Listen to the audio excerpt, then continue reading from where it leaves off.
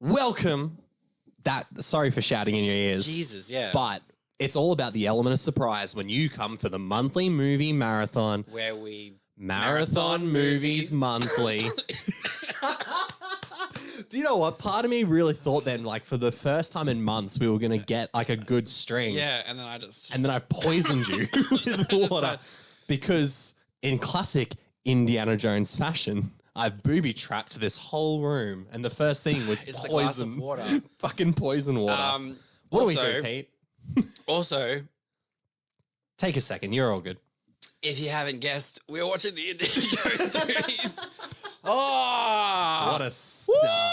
Woo! We are off Sorry, to a, that's probably really loud We too. are off to a flyer. Cracking start. Clacking start.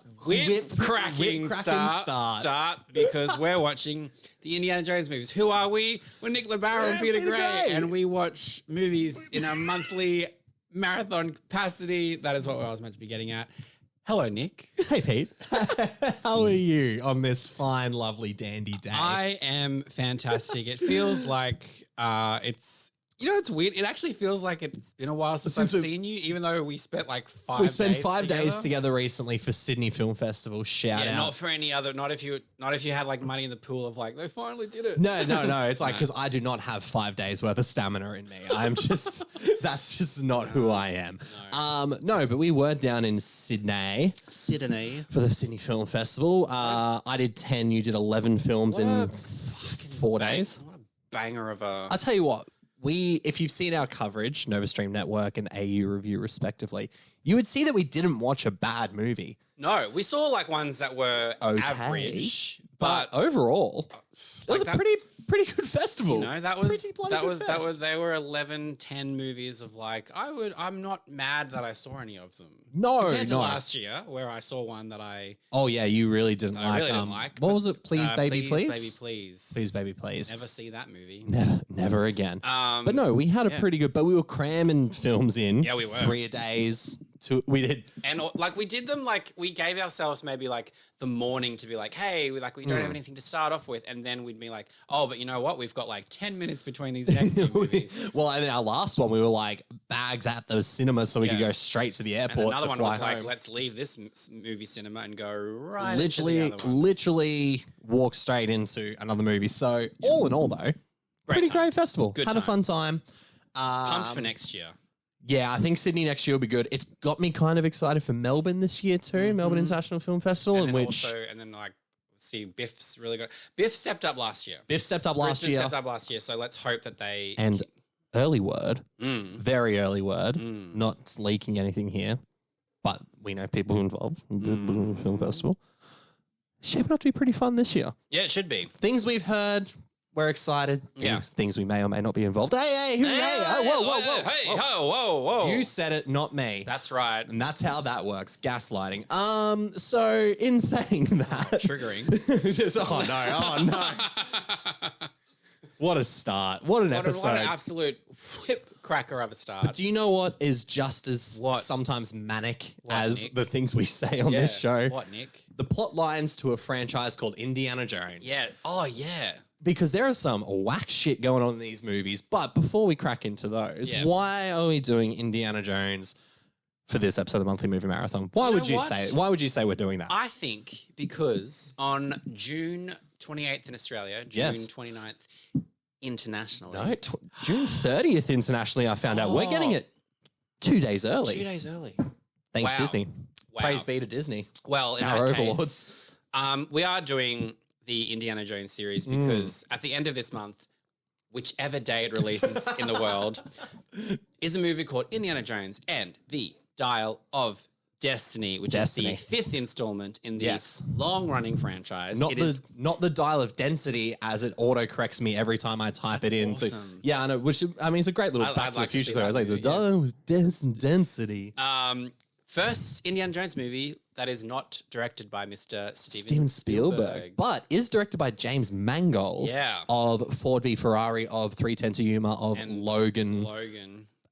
Great director. And I love his films. Walk the Line? He did do Walk the Line, and he did The Wolverine, which not as bad as people made it out to be. No, not at all. Not great, but did well with that. But you can't get any worse than X-Men Origins. You can't. You can literally not get worse. Even though Dark Phoenix tried. But James Mangold, poor Dark Phoenix. Wait, so we'll do an X-Men one of these eventually in the next 20 years, probably. Maybe. So, Deadpool 3. Oh, actually, which has just been bumped up to it has been. Yeah, May release now? I think so. Yeah, much earlier now. Interesting. Which is weird to bump it up when you've got writers' strikes and shit. Yeah, I know, right? Yeah, so interesting. But anyway, that's not Indiana Jones, which is why we're here. So we did. Who is Indiana Jones? Harrison Ford. And a young River Phoenix, too. Yeah. Great to see him on screen. Yeah. Always sad when he kind of pops up. And then you're like, oh. And then I made the mistake of when I was watching The Last Crusade, I looked up, I was like, he was in his late 20s, 23. And I was like, man. He died young. Tragic. Absolutely tragic. But we will get to that eventually. But we did watch the Indiana Jones quadrilogy leading up to the fifthology? Quintology? Quintentology. Yeah. Which sounds like something they would probably have to look for in one of these movies. It does actually sound like it, yeah. The crystal quintentology. But we are excited. Excited is a word. You're excited. You should feel these nipples. We are intrigued to talk about this because we've had conversations that we've started then stopped about our feelings about this franchise and potentially like the nostalgia it holds. So, I mean, I'll rip the Band-Aid. Didn't really grow up watching Indiana Jones. I've seen them, but I didn't really grow up watching them. And I was saying to you, like, Star Wars was my thing growing up. Like, you can be a Star Wars and an Indiana. I'm not saying that you got to segregate the two. But, like, I was heavily a Star Wars kid growing up. And I think a lot of that was to do with the prequels, right? Like, once the prequels came out, I was the ripe age. I was watching Star Wars all the time. Prequel. It's a prequel.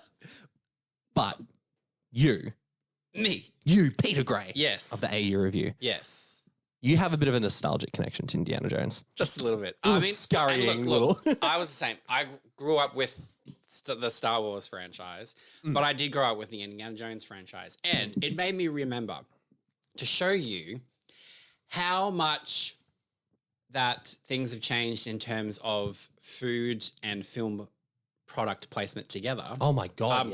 Promotion, sorry. Yeah.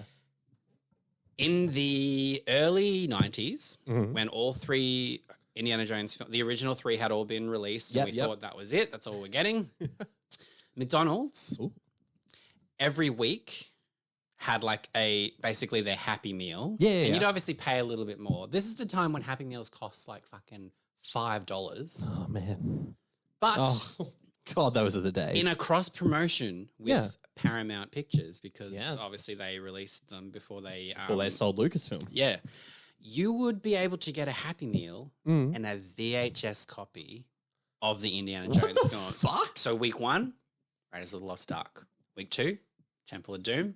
Week 3, Last Crusade. Dude, that's the best. There was a little bit of like a controversy because obviously you watch these films, these are not like... They're not necessarily kids films. And there's a particular sequel... Oh, yeah. That is like... Very more violent than the rest. And it was rated M. Yes. Whereas, so Raiders of the Lost Ark and Last Crusade were PG here. Yes. Yeah. And Temple of Doom was M. Yes. So and it was for very good reason. So it was kind of like, should that really be going? It's almost like I remember you saying this as well about Batman Returns. Yeah. But that is how I owned the 3 VHSs. Fuck, that's cool. Indiana Jones. You've just reminded me. I remember this when it was either Pizza Hut or Domino's did the same thing, and they had a selection of 20th Century Fox films, and the only 2 I remember them having were Stuck on You and Master and Commander. And I got stuck on you because I was like 10 years old and I'm like, they say fucking it. So not realizing the cinema that Master and Commander was. But you were not realizing what the cinema of what Bobby Farrelly stuck on you was. The Farrelly brothers stuck. Hey, underrated comedy. Oh yeah, it's actually a bit of an okay time. It's really fun. Yeah. It's really fun. Would it hold up now? Probably not. Probably so much. not. Probably not so much. Oh, that'd actually be really interesting to watch their films and just see how offensive they were. I mean, just pick a film from the early 2000s. But yes, okay, right. So so that is how I owned. Peter Gray got a Happy Meal and Indiana Jones on VHS. And basically, I was like, what a time. And then also, I'm like, I got 3 Happy Meals because we went back each week. We had to go back and get them each time. How much extra was for the VHS? I think maybe altogether it was like maybe like $15, and you got your meal and your movie. Oh my god! And it wasn't like one of those like old school VHSs where it had like the thing that it was like the slipcase, like the cardboard slipcase of them. God, I love that. Right? Actually, I've got, if you look up there, in my Star Wars original So trilogy. it was like those ones, just like that. Yeah. Well. So it's safe to say there is a nostalgic connection. There's a little bit of a nostalgic collection. And I had a favorite Indiana Jones film. So rewatching these was quite interesting to be like, right. I'm now watching them through a more critical lens, 30 well, yeah, true. year old eyes. And not the young, not me, and a young 10-year-old's eyes. Yeah. Have you watched them much in between then and now? Yeah. So there's no need. There's been, and like not a need, not a need. But I was like, I didn't rewatch them in the lead up to Kingdom of the Crystal Skull, which was 2008. I know that was a long 15 years ago. 15 years ago. I remember seeing that in the cinema. And then that was like 20 years, 19 years. 80. I've got it here. Nicky boy has it here. 89. So 19 years, almost 20 years. Yeah. So I didn't rewatch them in the lead up to that. Yeah, right. They weren't films that I've owned since. I remember we both spoke about it. There was that brief moment of like, do we buy these on? Yeah, no, we were gonna buy. I was gonna buy the 4K box set because I don't own them. I don't own them. And then Disney Plus was like, we're releasing all of them. We're like, I was like, great, God. And also rewatching them, I'm like, probably a good thing. I tell you what, rewatching them, and as we will break down shortly, I am glad I didn't buy them. Yeah. Controversial, no, I'm the same. And I was like, I don't hate these films. No, but no, neither do I. But rewatching them so much as a kid, it's kind of like I don't see myself rewatching them that much more. Now. Yeah, totally. Maybe because I knew them like beat for beat. Yeah, right. Yeah, for watching them for so long. I didn't. Going back into this, it was not something that I was like. I remember iconic moments, but I don't remember how they looked. Like obviously, the opening scene to Raiders of the Lost Ark. Iconic, right? The boulder, using the sandbag to take the idol off, you know, that. But like outside of that, and honestly, the ending of Kingdom of the Crystal Skull and the fridge scene in Kingdom of the Crystal Skull, only because I'd seen it in the cinemas. And I'd only seen it the one time in the cinemas. Time. Right, so this was this was my first rewatch since then. So yeah, I don't have like a visual memory or recollection of Indiana Jones. Yeah, whereas I was rewatching the original 3 and was just like, fuck, I know it was all coming back to me now. Whereas I'd only seen Kingdom of the Crystal Skull once in the cinemas, so it was interesting to rewatch that one. Yes. But you know, we'll break those down. We'll break them down right now. With Raiders of the Lost Ark. So the first Indiana Jones film, funnily enough, has been retroactively titled Indiana Jones and the Raiders of the Lost Ark. So yeah. But we will call it by its proper name, title, which is Raiders of the Lost Ark. Yeah. 93% critic score on Rotten Tomatoes, 96 audience score, 96% audience score. Look, I think this has always been the favorite, right? Of the majority of the Indiana Jones fans, this is the favorite. Last Crusade always gets loving too, but this one is kind of like renowned as the masterpiece of the franchise, right? Like that, I'm not wrong in thinking that. No, it's kind of the one that most people agree is like it started off so strong. It starts off pretty damn strong because that opening scene is a lot of fun. So it's like we get young Alfred Molina, which is great. Yeah, how fun's that? Yeah, and then like young Doc Ock. and then awesome like physical effect Alfred Molina when he's dead. When he gets when he gets booby trapped. Yeah. I do think it's a really fun opening to the film. Like this whole scene with all the booby traps, with it gives you a really good idea of who Indiana Jones is. Yeah. The adventurer, the risk taker. He's a risk taker, life abandonmenter. Yeah. But also someone who, like, in that moment where he does swap the idol over, I'm like, oh, you really care about this shit. Like, you have a genuine, like, you have a genuine interest in archaeology, which makes sense because he's a professor. That was very like Jeff Goldblum, Jurassic Park. Like, you have a very interest in archaeology? I'm going to have to do a supercut at the end of the year because we did get a message recently about, firstly, my Bane impersonation that I did a couple episodes ago. Yeah. And our Arnold Schwarzenegger impersonation. So we might have to do an impersonation supercut to end the year. But that's neither here nor there. But I will say this. Yes. Booby traps, the iconic grabbing the hat. Was it the whip he grabs in the first one? Through the closing door. Yep.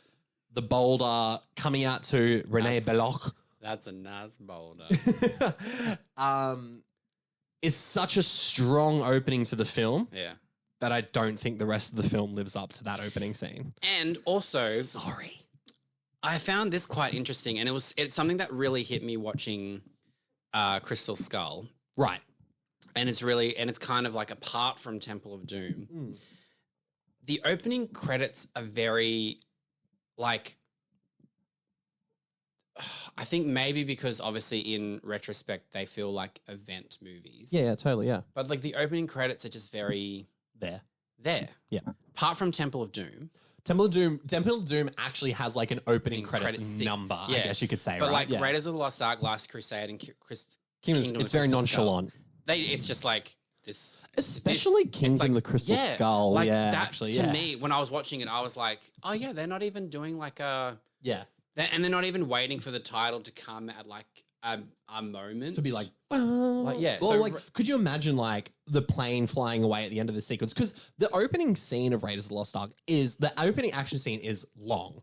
Yeah, right? It's really long. Yeah. And so is Kingdom of the Crystal Skulls. Now I think about it. Yeah, because when I was rewatching it, I was like, when does the fridge part happen? And then I'm like 20 minutes later, oh, shit, it's like no, it's the same thing. Like, and obviously they didn't really know what kind of movie totally, but it's just funny that nowadays, we would have had the title at the end, like the plane flying away. It would have been like Raiders of the Lost Ark. And like when the yeah. Also, God, the score is so good. It's iconic and it's so well used in every moment of the. Even when it's like just really like softly in the background, you just hear like that. It's John Williams. It's the master. You're like, he's the master. He knows what he's doing. And it's, I think on a lot of technical levels, this movie's great. But it's funny that, hey, like, because even when every movie does it, the Paramount logo transitions into whatever's on screen, like, and then on screen, like with Mountain or it's an anthill or like it's the gong thing. Can I also just say, I want more movies to incorporate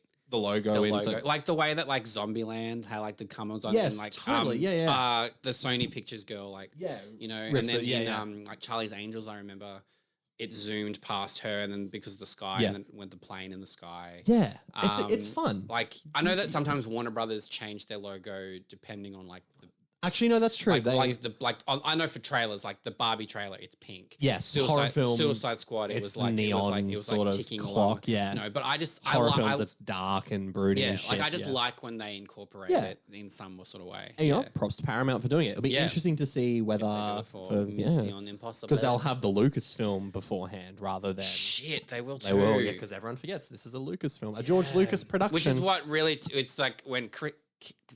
Crystal Skull when that was like, and I was like, holy shit, I forgot that these guys were that. So, but it's in saying that, like, that adds to that excitement, right? Of that the opening moments, and it's such a strong start. It's violent, but not like grotesque. You know what I mean? Like it's confronting, like when we see Alfred Molina's dead body and stuff, or then when Indy's confronted by this tribe, and obviously more so Nazis back in the 80s, more so than it is now. Totally. It's very Although passable. there are certain parts in that movie that I was like, I can see why this fucking is pushing like the line of. Well, these are the movies that.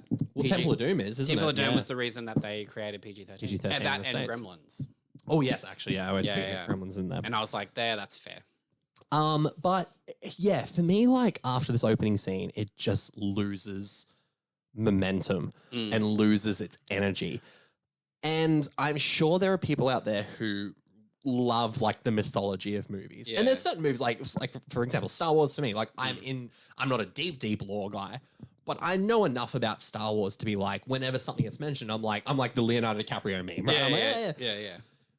The scene that takes place after this, after we find out, like Indy's a professor and he's teaching in a college and he's got the I love you. Everybody's fucking, and also, but I was also, but it's like, Harrison Ford. I was like, young Harrison Ford.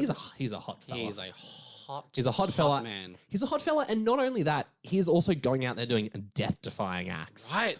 I was like, also, dude has a great job, so he's a professor.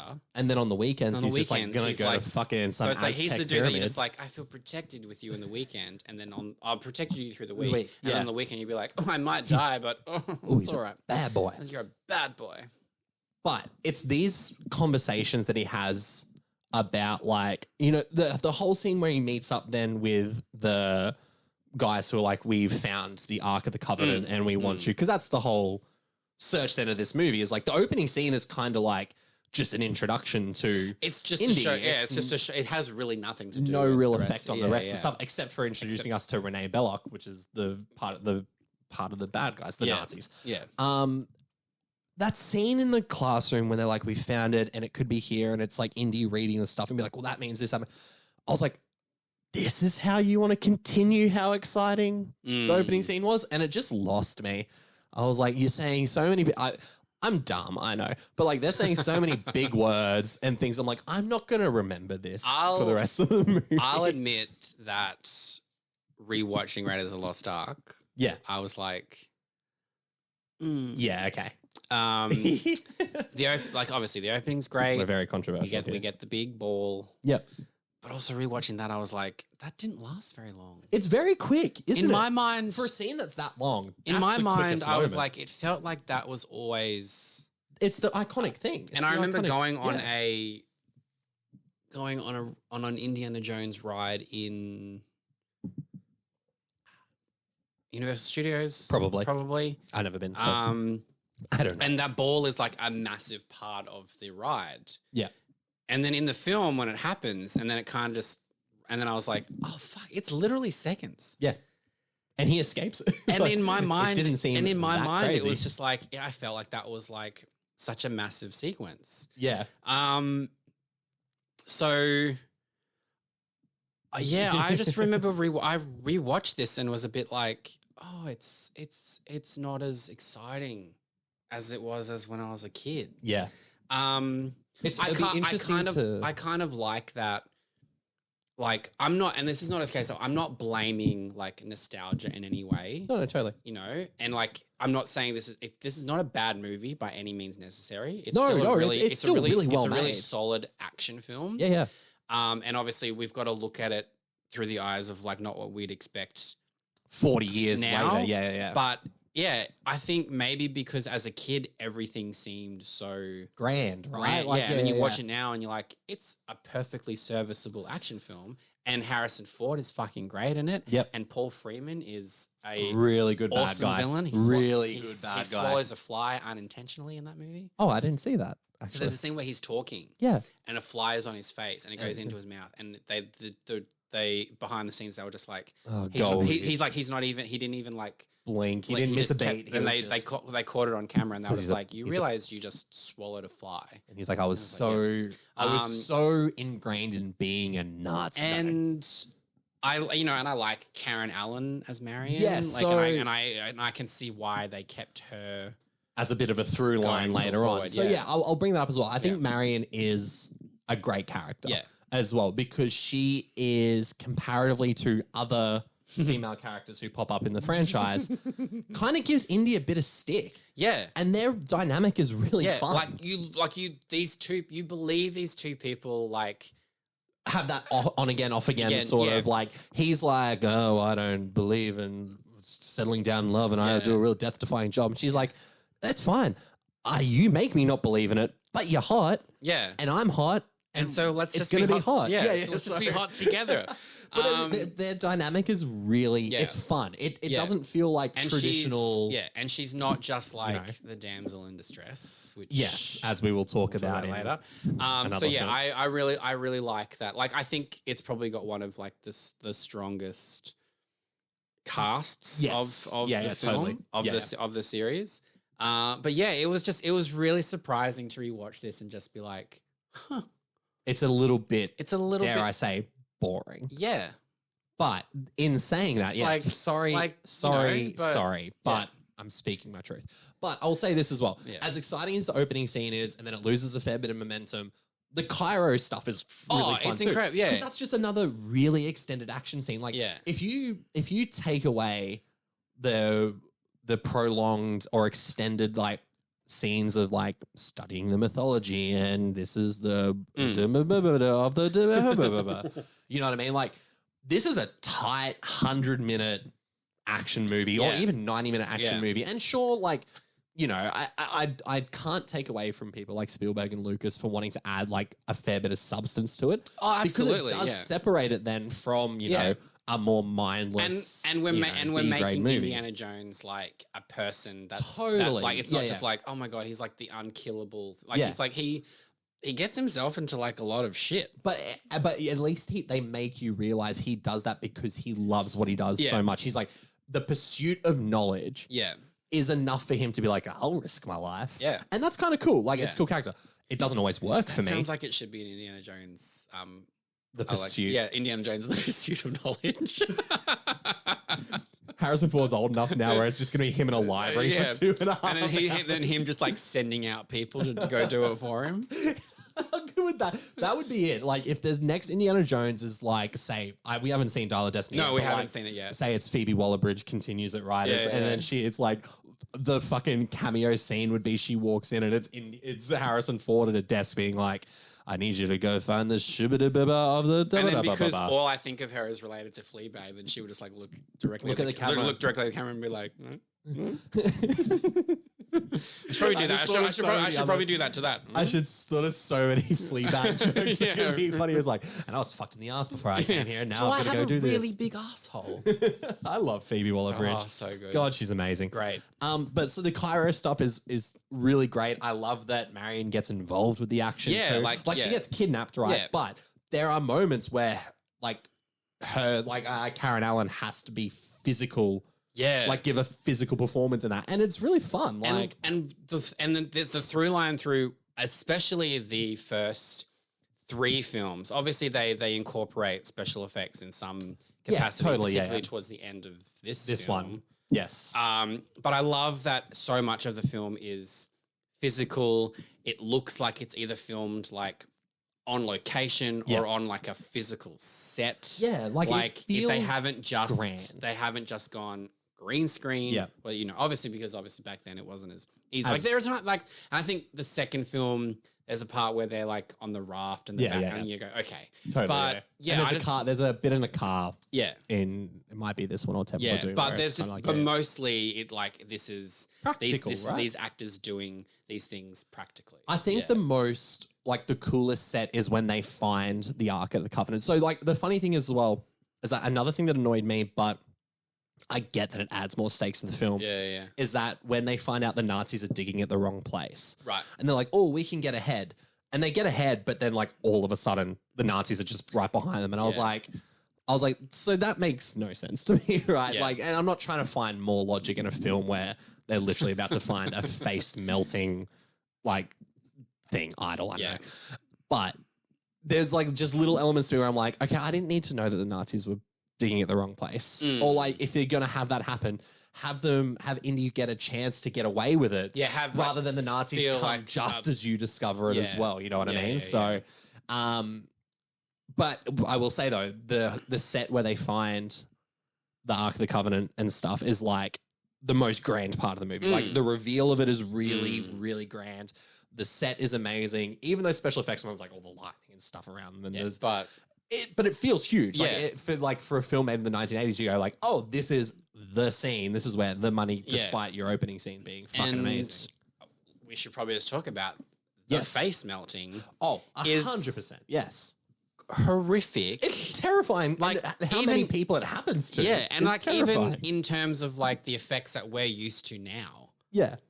It's fucking like it's so well done. Like I was like, this is why PG-13 in the States was created. And this is probably why maybe McDonald's shouldn't have been giving because Indiana like Jones. These are like these are very, very graphic effects for a film that's aiming itself as like this family adventure.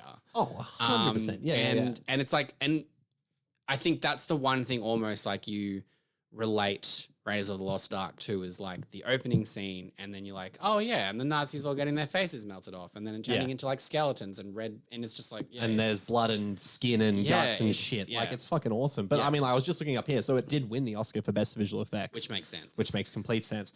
It won for sound effect editing. Oh, it won a Special Achievement Award for sound effect editing. Very nice. Film editing. Yeah. Best sound and best art direction. Yeah. So I'm like, everything that is visually great about Indiana Jones deservedly got the Oscars for that, right? I also just think of it. This got nominated for Best Picture. Best Picture. Best Director. Best Cinematography. Best Music. I don't understand how that didn't win. I'd love to know. I'd love to know what that went up against. What it lost against, yeah. Score. Director. Best visual effects. There you go.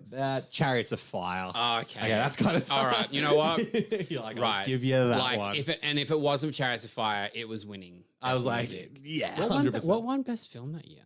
That's a great question. Just to have an idea of what we're going up against. I hate that these aren't in order. Was it further up? Or no? No. Best Picture. Chariots of Fire. Okay, yeah. So you're kind of like, okay. Right. I mean, Chariots of Fire is a great movie. Yeah, so. okay. Oh my God. Still. I love that the Great Muppet Caper got nominated for something. That's great. Best original song. Oh, great. I love the Muppets. Okay. So, an Indiana Jones Muppets crossover. Could you imagine the Muppets doing Raiders? Fucking Miss Piggy as like as Marion. As Marion. In Kermit as Indy. Oh, Kermit. He found the York of the Covenant. Waka waka. It's Alfred Molina's character, yeah. But all in all, I understand why Raiders is the most majority most beloved of the indie films. Obviously, we've obviously still got films to go. Is it actually your favorite, or is there things to go? I'm going to say it's neck and neck with another one. Okay. There's one that I enjoyed moments of more. Okay. But I will say this, not to spoil too much. I am very across the board of I don't think any of these are great, but none of them are bad. Yep.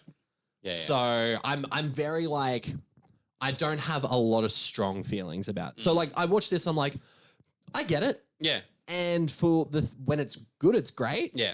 And when it's not amazing, I'm like, okay, I don't get it, but that's just me. So this would be tied for first place, I guess. How about you though? No, because my favorite film is not this one. Not this one. Yeah. I'm intrigued to find out what your favorite one is. Yeah. So let's move on then. All right. If you're happy to. I mean, also the iconic, I do want to point out, there's a really funny SNL skit.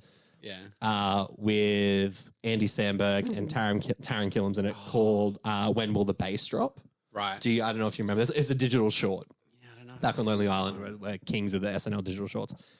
And it's like a Taron Killam is so underrated as a performer. But he does a cameo in this as Indiana Jones, and they do the keep your eyes shut thing. Like he's tied up with a Marion. Yeah. And it's Andy Samberg just being a DJ, and the song is like this like hectic dance beat, and the only lines is like, when will the bass drop? When will the bass? Yeah. And he starts doing like all these like random things to like do the bass, and then all of a sudden his like fingers will go to like a little tech deck skateboard, and he'll like go that around, teasing everyone and stuff. And then as soon as he gets to the bass, he like turns into this like all-being demon thing who's like floating above everyone.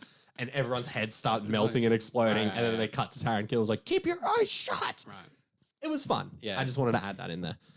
Every time I think of Taron Killam, I just think of him doing Brad Pitt when he just goes, oh my God, and he goes, it was so great.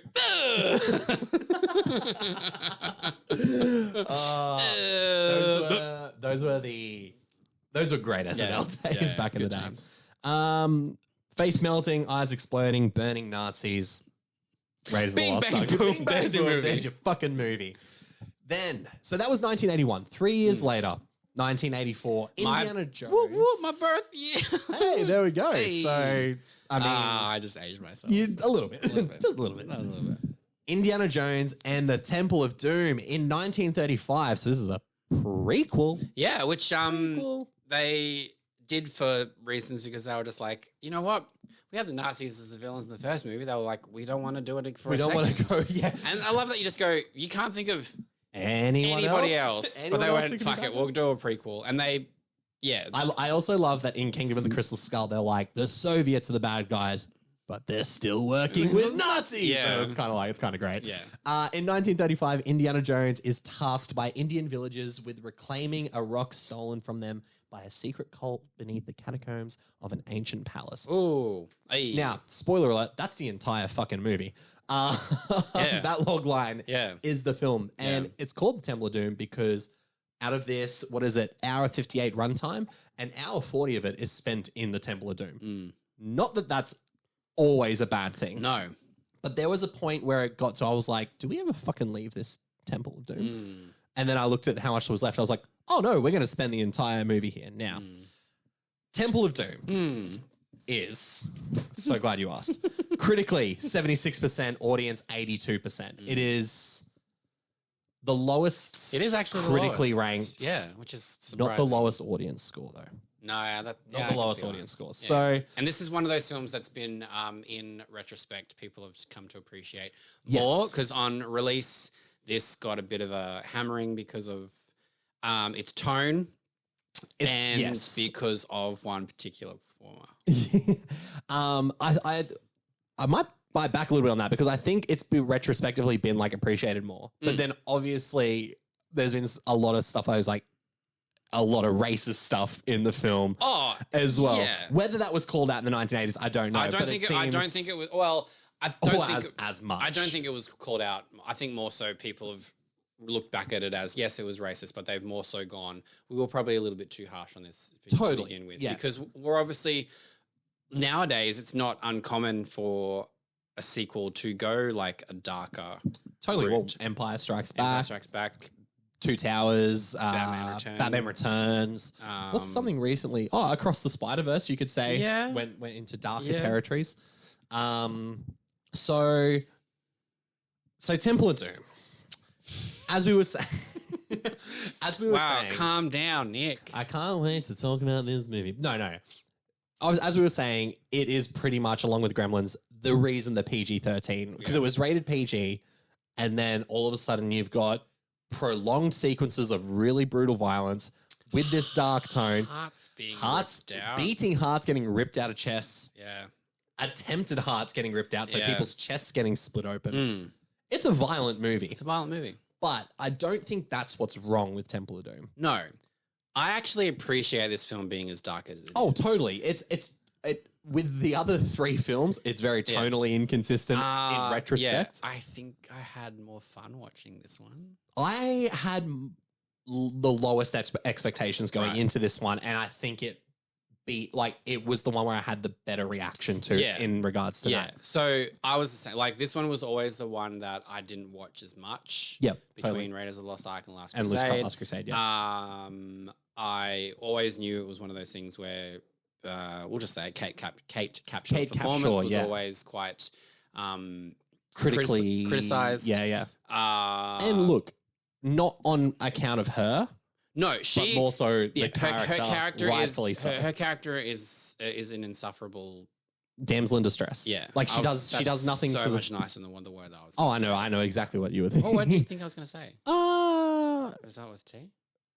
Oh no. Yeah, that's what I was going okay, for. no, but T makes sense. Yeah, but again, not on Kate Capshaw because she is actually doing what the script told her to do. They Spielberg has since said, he's like, I didn't enjoy making Temple of Doom as much. He's like, because he's like, it was a much darker film. He's like, him and George Lucas were both going through like these serious like divorces at the time. Right, yeah, of course. And he's like, the one good thing that came out of Temple of Doom is he's like, is that I met my wife. Indy said that. Harrison said that, or Spielberg? Spielberg. So Spielberg was not with Kate Capshaw when during this movie. They met, they bonded during filming, and they got married after. Yes. So I think a lot of people are like, "Oh, she only got the role because she was Spielberg's wife." No, she wasn't. It was after, and she was already like this was like her second film, so she was kind of like on the up. Right. Totally, and she's retired since. Yep. But like in the years, she did plenty of work, so it's not like she was like. Not like she only got cast in Steven Spielberg movies or anything. Yeah. But yeah, and they've said like, and even Kate Capshaw has said, she's like, she's a dumb damsel in distress. Totally. And that's what she is. And it's unfortunate because if she wasn't as much of a damsel in distress, or they reeled back in on how much of like a little spoilt princess she was.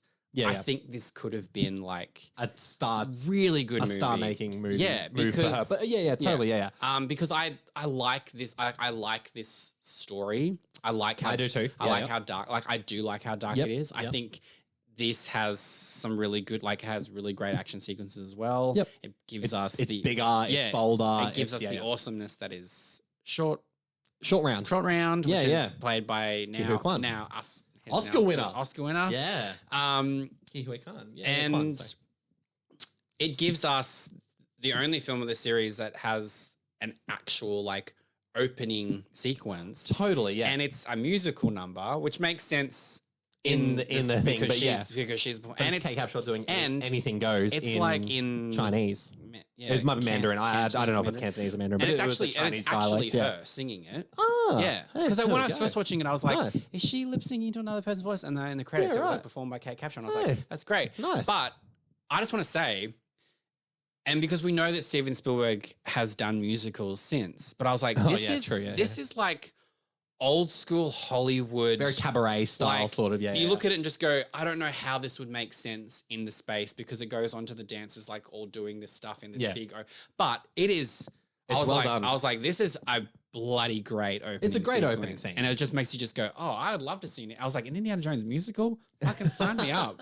And then what it leads to is like, oh yeah, that makes sense. And it's one of those ones where it's like the opening scene actually plays into the rest of the film. Yeah, like it's not just like, we'll do this number. It's not like a cold open, basically. Like she's a nightclub performer. She then is sort of brought into the conversations with Indy. Yeah. And then it's like almost immediately then it starts. We're into the action, you know? And it's like initially you sort of see how kind of like how she's very like focused on the diamonds and she wants to be taken care of. And it's like initially you sort of just go, oh, you're a little bit insufferable, but I get it because you've been so like you've probably been so sheltered. You know, but and just spoiled, like spoiled, you know, and like you are. It's just unfortunate that as the film goes on, she never really realized out of there's no character arc, and like she never really realizes like you're in this shit. Yeah, you can stop making little like oh, I chipped a nail. Like it's that sort of shit. You just go. It's like it's not the comedic relief the movie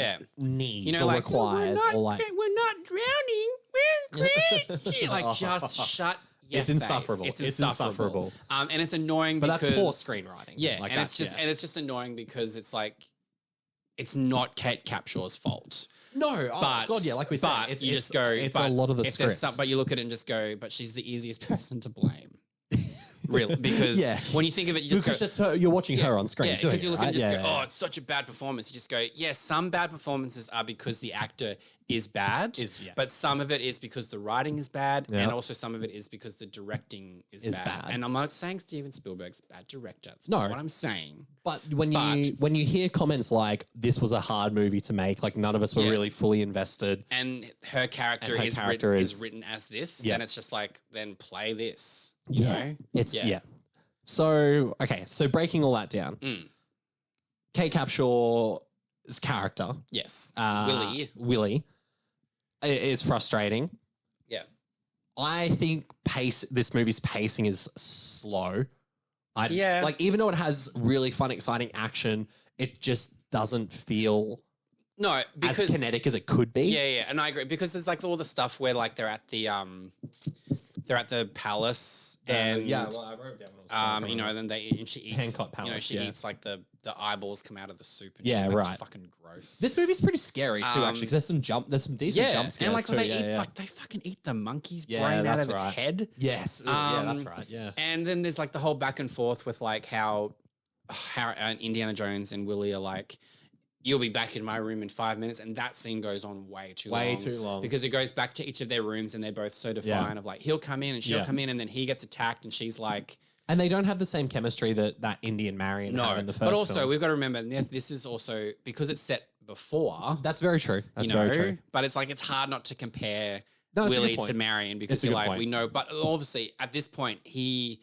hadn't known Marion. He was probably just like, I don't want to have anything to do with you. He was like, you're just like an easy route, essentially. Ultimately, yeah, you know? But yeah, there are a lot of things that get prolonged that you just like, this could be shortened up. Like we don't need as much back and forth between you two because the chemistry actually isn't really there. You know, like it'd be different if it was like, okay, I believe you two guys are like actually going to be together beyond this film. No, totally. But also because it's a prequel, like we know that you guys aren't. You get with Marion later on. Yeah, so totally. Clearly there's like a thing of like, you're just going to be part of this. Yeah, you are. Yeah, totally. And you're not making it easy on yourself by being as insufferable as you are. So there's a lot going against this film. The biggest thing I did not like about this movie is that Indiana Jones is a completely different person. He is actually. So he is in the other three movies. Yeah. He is far more arrogant. He has far shorter of a fuse. He is irritated. He's very easily irritated, and it's very external. He just seems meaner. Yeah. He's a meaner Indiana Jones. Do you think that's like, do you think because they were doing a prequel, it's kind of like to show you...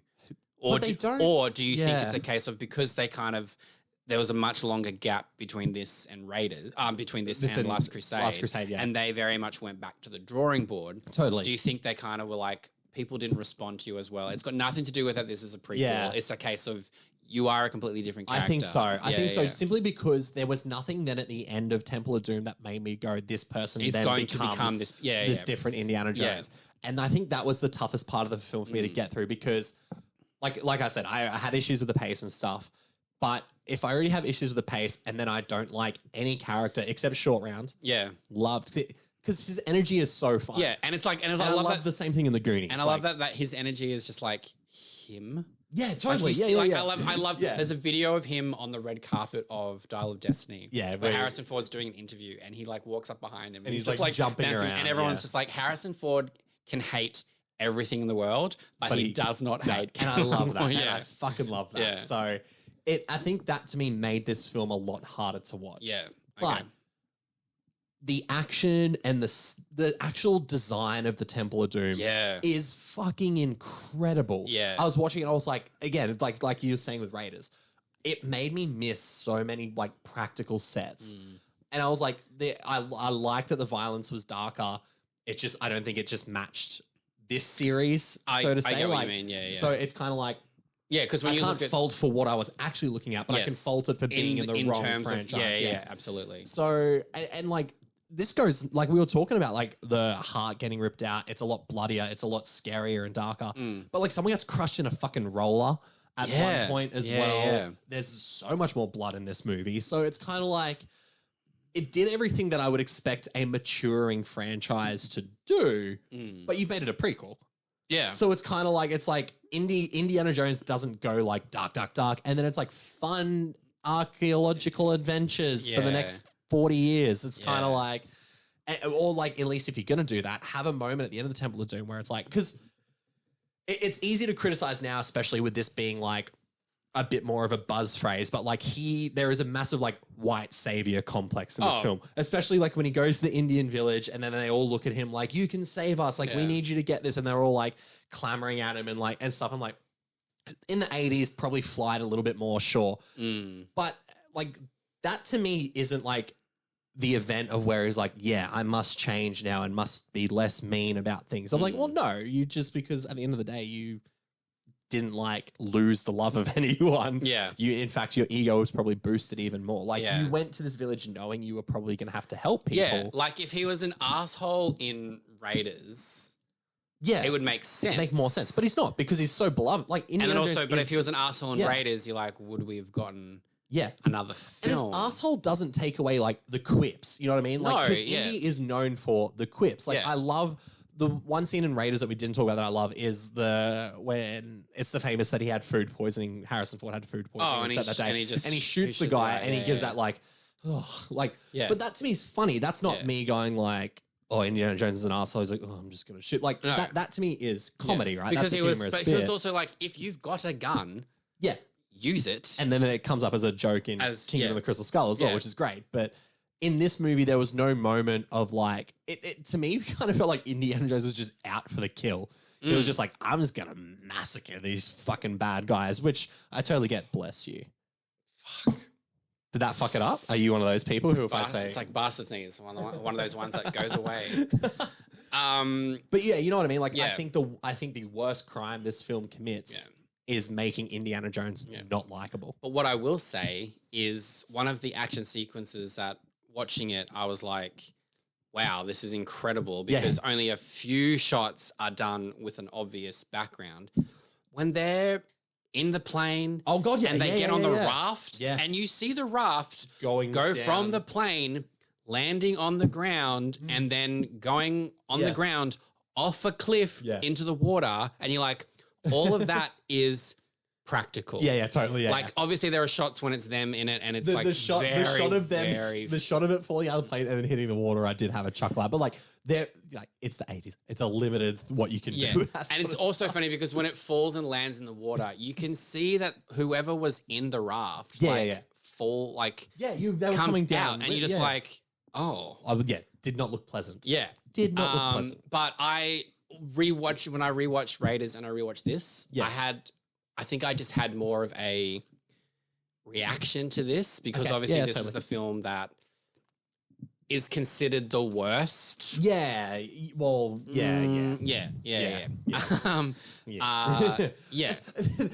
I've never met, well, not met, but like I've never heard of a more divisive fan base over like which film is great. Because like even Star Wars is like, oh, like Empire is pretty much considered like the best movie, but then everyone's like, well, actually, Temple of Doom is misunderstood, or actually, like, you know what I mean? Like, I'm like, okay, guys, like, but you know. Yeah. Oh god. But you know what I mean? Like, for a franchise, apologies everyone, that's as inconsistent with its first two movies as this is. It's weird that they're like, it's such arguments about like one of these movies is really good, and that was Raiders. Like out of the first two, like Raiders is the better movie. But I don't know. I'm rambling, but It's all right. as you can all tell, I'm not a big Indiana Jones. No, he's not. fan, That's fine. which is making going into this new one tougher. I'm not gonna lie. Yeah. Knowing it's 2 hours and 25 fucking I didn't minutes realize. Oh, fuck me. long. Right. Yeah. Cool. Cool. So let's bring the energy back up. 5 years. 5 years later, 1989, Indiana Jones and the Last Crusade. In 1938, after his father goes missing while pursuing the Holy Grail, Indiana Jones finds himself up against the Nazis again to stop them from obtaining its powers. Critically, 84%, audience 94%. So pretty like highly rated. Not as critically renowned as Raiders, but this is the one that I've seen the most dialect about what is better, Raiders or Last Crusade. We finally get the Indiana Jones we know and love, the nicer, the more quippy, the adventurer Indiana Jones. But for me, what works really well in this film is that, again, the action is fantastic. Spielberg can direct the fuck out of action. And there are some really exciting scenes in this film. But I love the chemistry he has with Sean Connery. They are so much fun together on screen. This was my favorite film as a kid. Yeah, and this it is my favorite now. film on rewatch. So this is the one where it goes like Raiders and Last Crusade for me as like not a massive fan of the franchise. I was like, I could watch both these movies again. So yeah, Last Crusade was just my favorite as a kid. Obviously it's like, you've got Harrison Ford, you got Sean Connery. I fucking even though she's the bad guy. I fucking loved Alison Doody. Oh, yeah. Her name is is it Elsa? Alison Doody. She's Elsa. Elsa.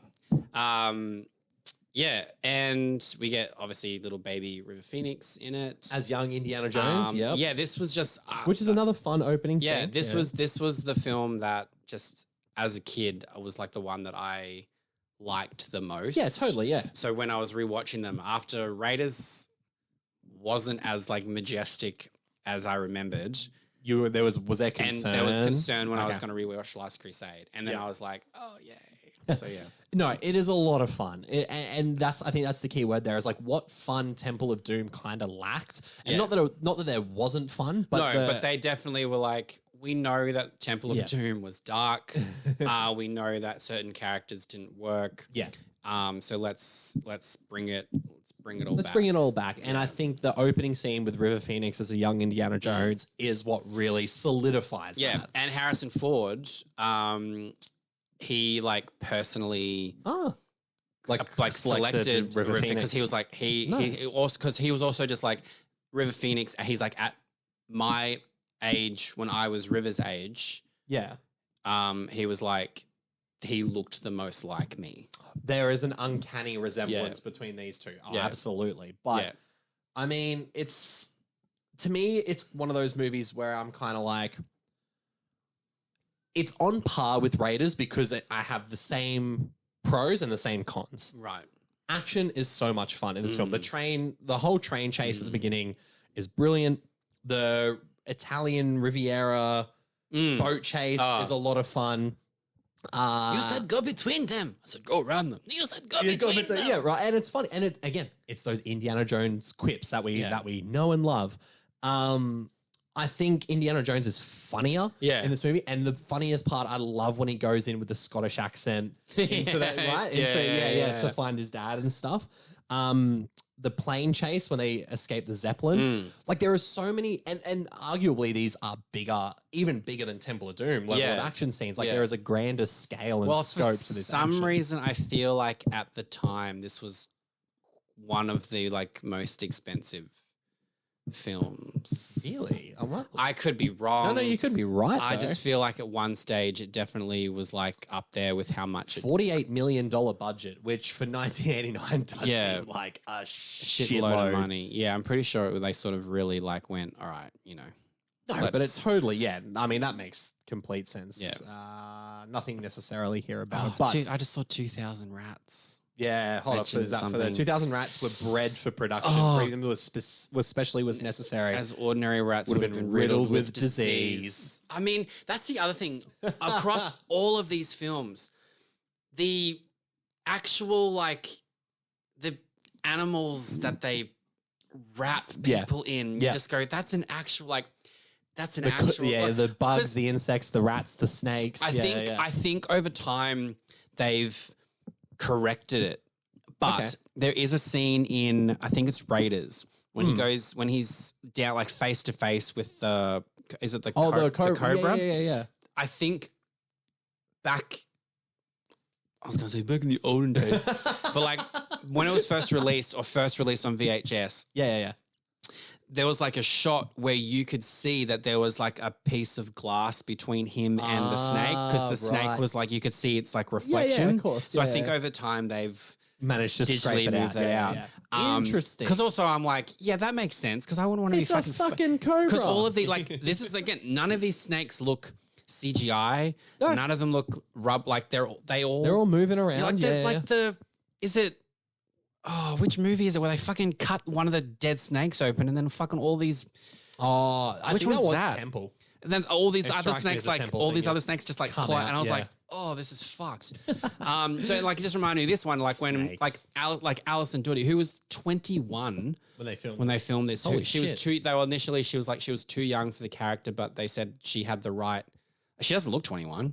No, she has 21. She had the right like maturity. For totally. The role. Yeah. But I mean, she's down there and like she's covered in rats and stuff. And I was like, so if you're an actor in an Indiana Jones movie, you're getting. Obviously more so back then. Yeah, totally. Obviously is it Indiana Jones or is it Fear Factor? Yeah, right. Point, like Kingdom of the Crystal Skull has a few things, but most of it feels very CGI. Yeah.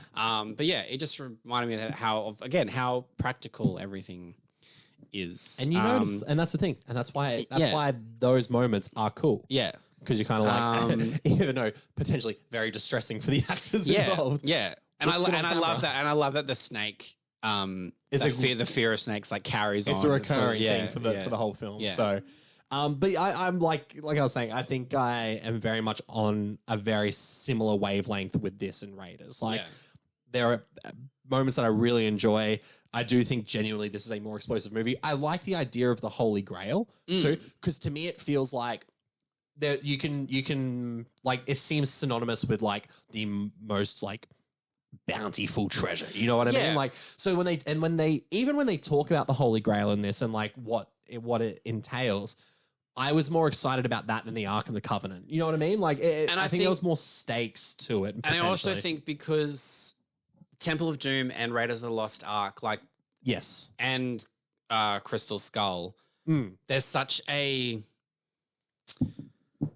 not mythological, supernatural element to it. Whereas this, even though like the Holy Grail and the idea of like eternal life and that sort of stuff, and I guess they see the ghost, the ancient knight at the end. But this feels a bit more grounded. Yeah, totally. No, I agree. Yeah, you know, like, and because also it's, you know, like as when they find everything, it's kind of like they get so like enamored with it, and totally. It's like they ultimately die by their own like consumption of which is, I mean, obviously very similar to Ark of the Covenant, as well. But I think that's the through line of these films is that like Indiana Jones is looking for these things because and I guess the opening scene with young Indiana Jones when he's like, this needs to be in a museum, like he's got that passion for that, whereas like the Nazis are just like, we want power. And it's like, well, it worked out well for you guys, didn't it? So, you know what I mean? Like, it is quite funny, though, how they were just like, we're not going to do a sequel with Nazis, so we'll make it Temple of Doom. Temple of Doom is, I can't remember.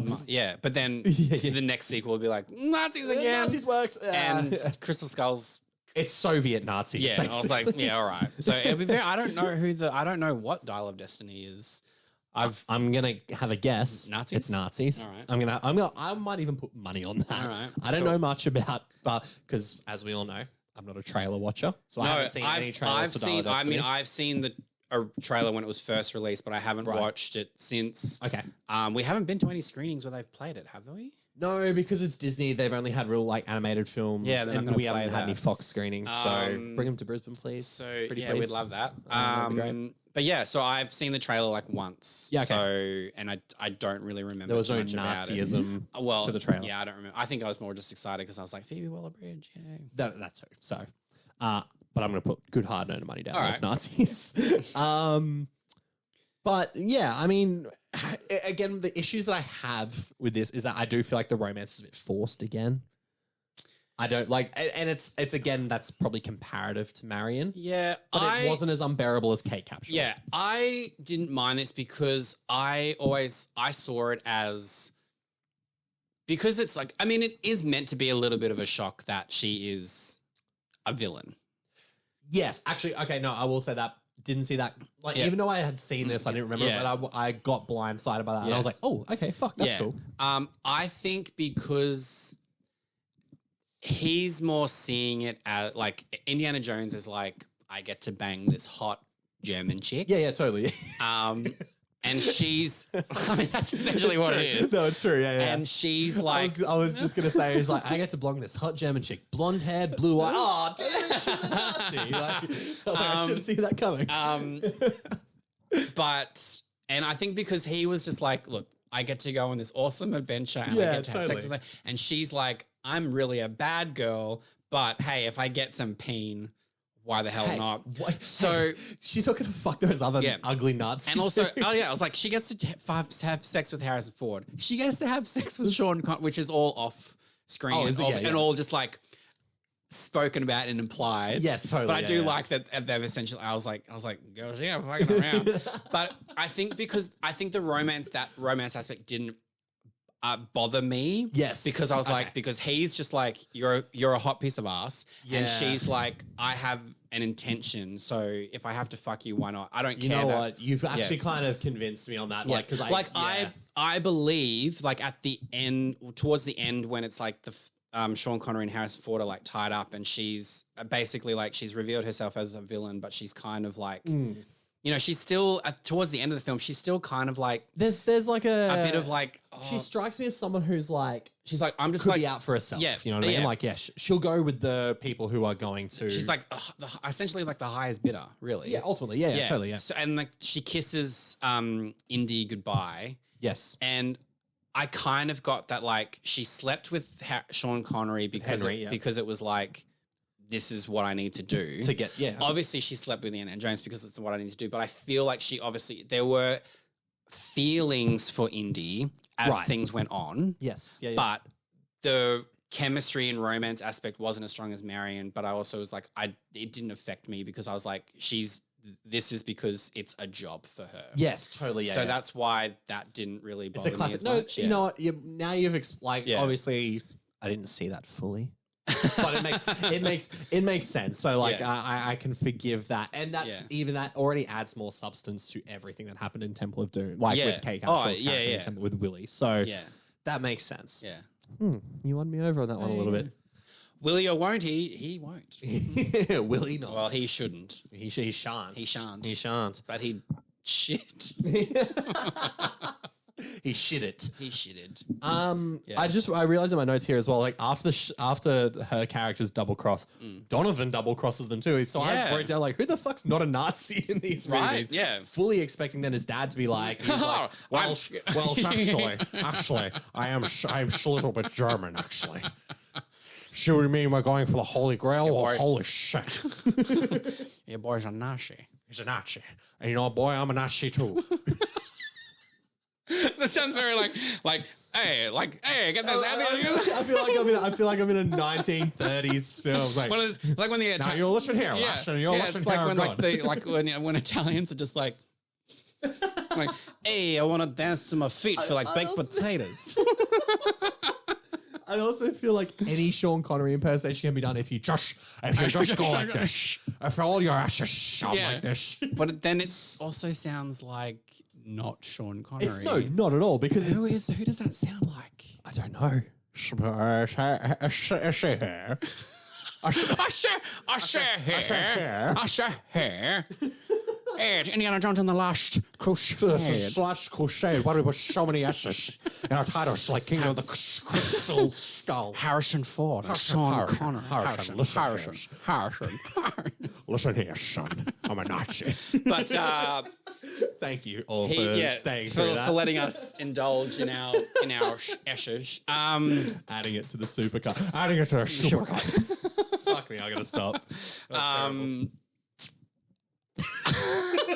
But let's just say Sean Connery. Yes. Who, it was great. Do you remember when he loved being in movies? Right? And like the funny thing is, so he was asked to do a cameo in Kingdom of the Crystal Skull, and he said no because he was like, retirement's too fucking good. Oh, well, hey, I don't blame him, especially after League of Extraordinary Gentlemen. I don't blame anyone for quitting acting. It's pretty bad that's his last film too. At least he's got a good filmography before that. But in saying that, like, when we get to King of Crystal Skull, I liked how he was implemented. Him and Sulla I like how they both were implemented in the film. But this is a fun movie. Yeah. This is really fun. Obviously, when they get to the Holy Grail, and I felt like the emotional stakes were higher when obviously Sean Connery gets like wounded. Basically his motivation for Indy to be like, you have to. When I was rewatching it, I was like, I don't remember Sean Connery dying in this. Yes, totally. Yeah. And then it's like, well, we can use that. And you go, love a little bit of a good MacGuffin in a plot. It's motivation for you to do that. So you're emotionally invested. Totally. And I think especially when it comes to like, I love the leap of faith bit. That's a lot of fun.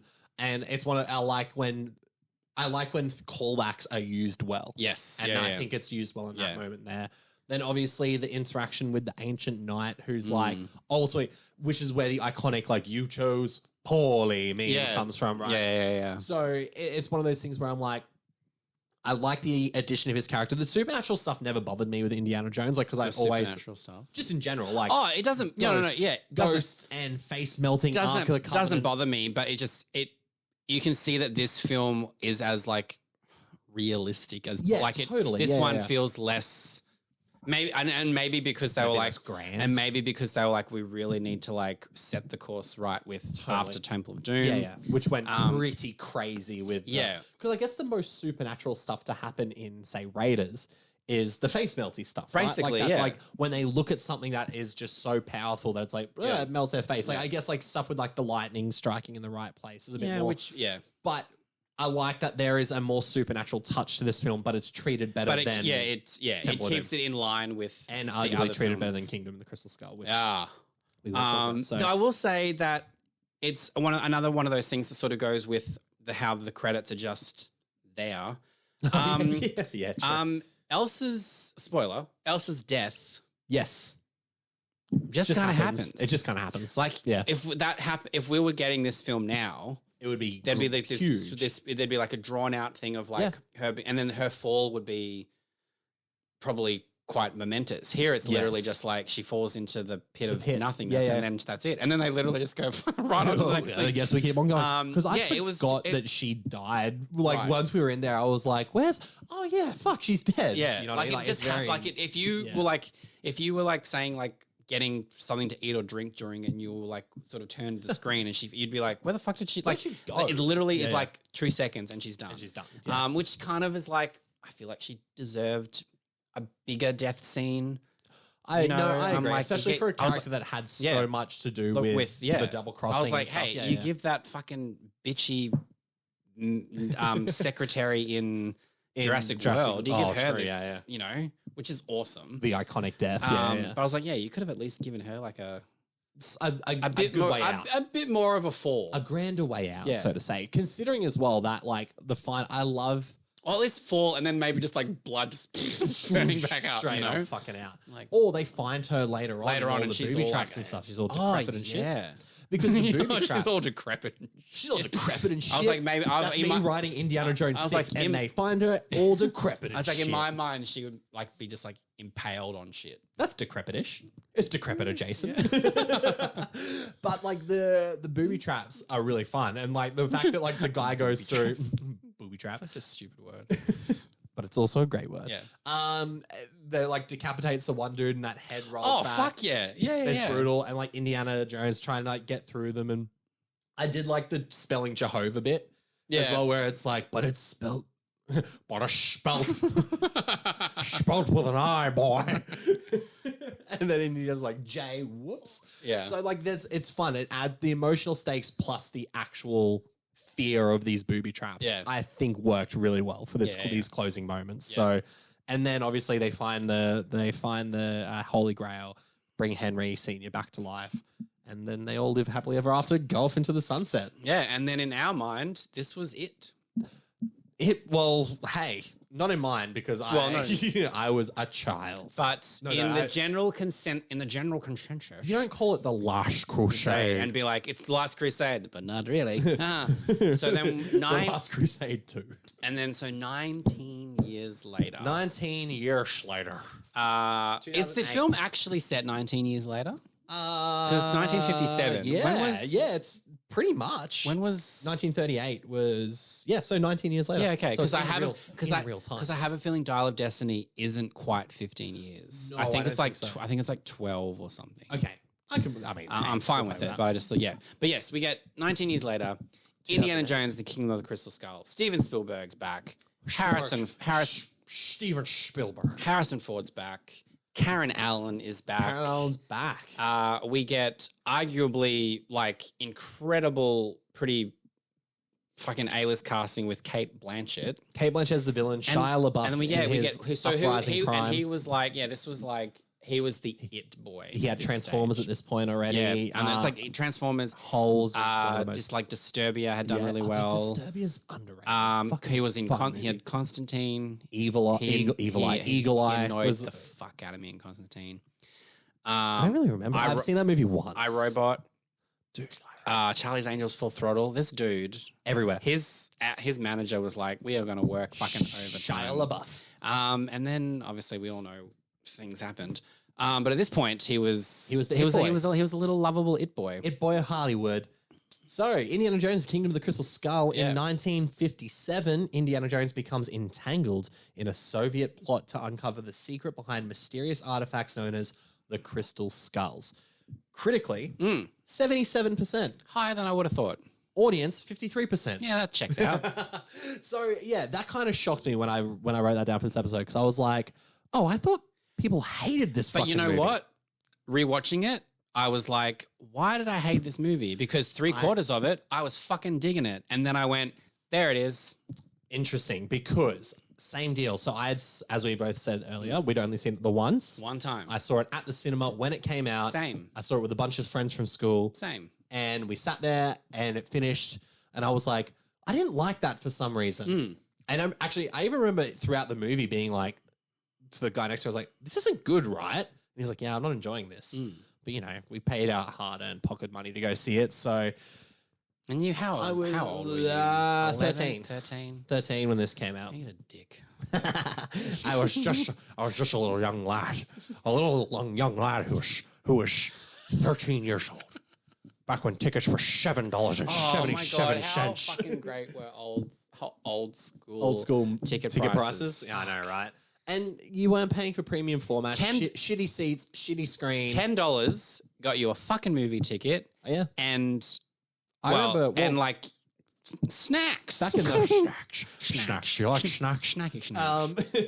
No, I remember $20 would get me the train to the cinema, the ticket, the popcorn, the Coke, the train home, and then maybe like a fucking cheeseburger too. Right. Home. Yeah. And that's just how I spent most of my pre-licensed days. I remember. So there was a shop called Franklin's. I remember Franklin. Yeah. You'd go to Franklin's and you'd spend like $5 and you'd get a fucking fuck off giant size thing of like Coke. Or it'd be like it'd be like the cola thing.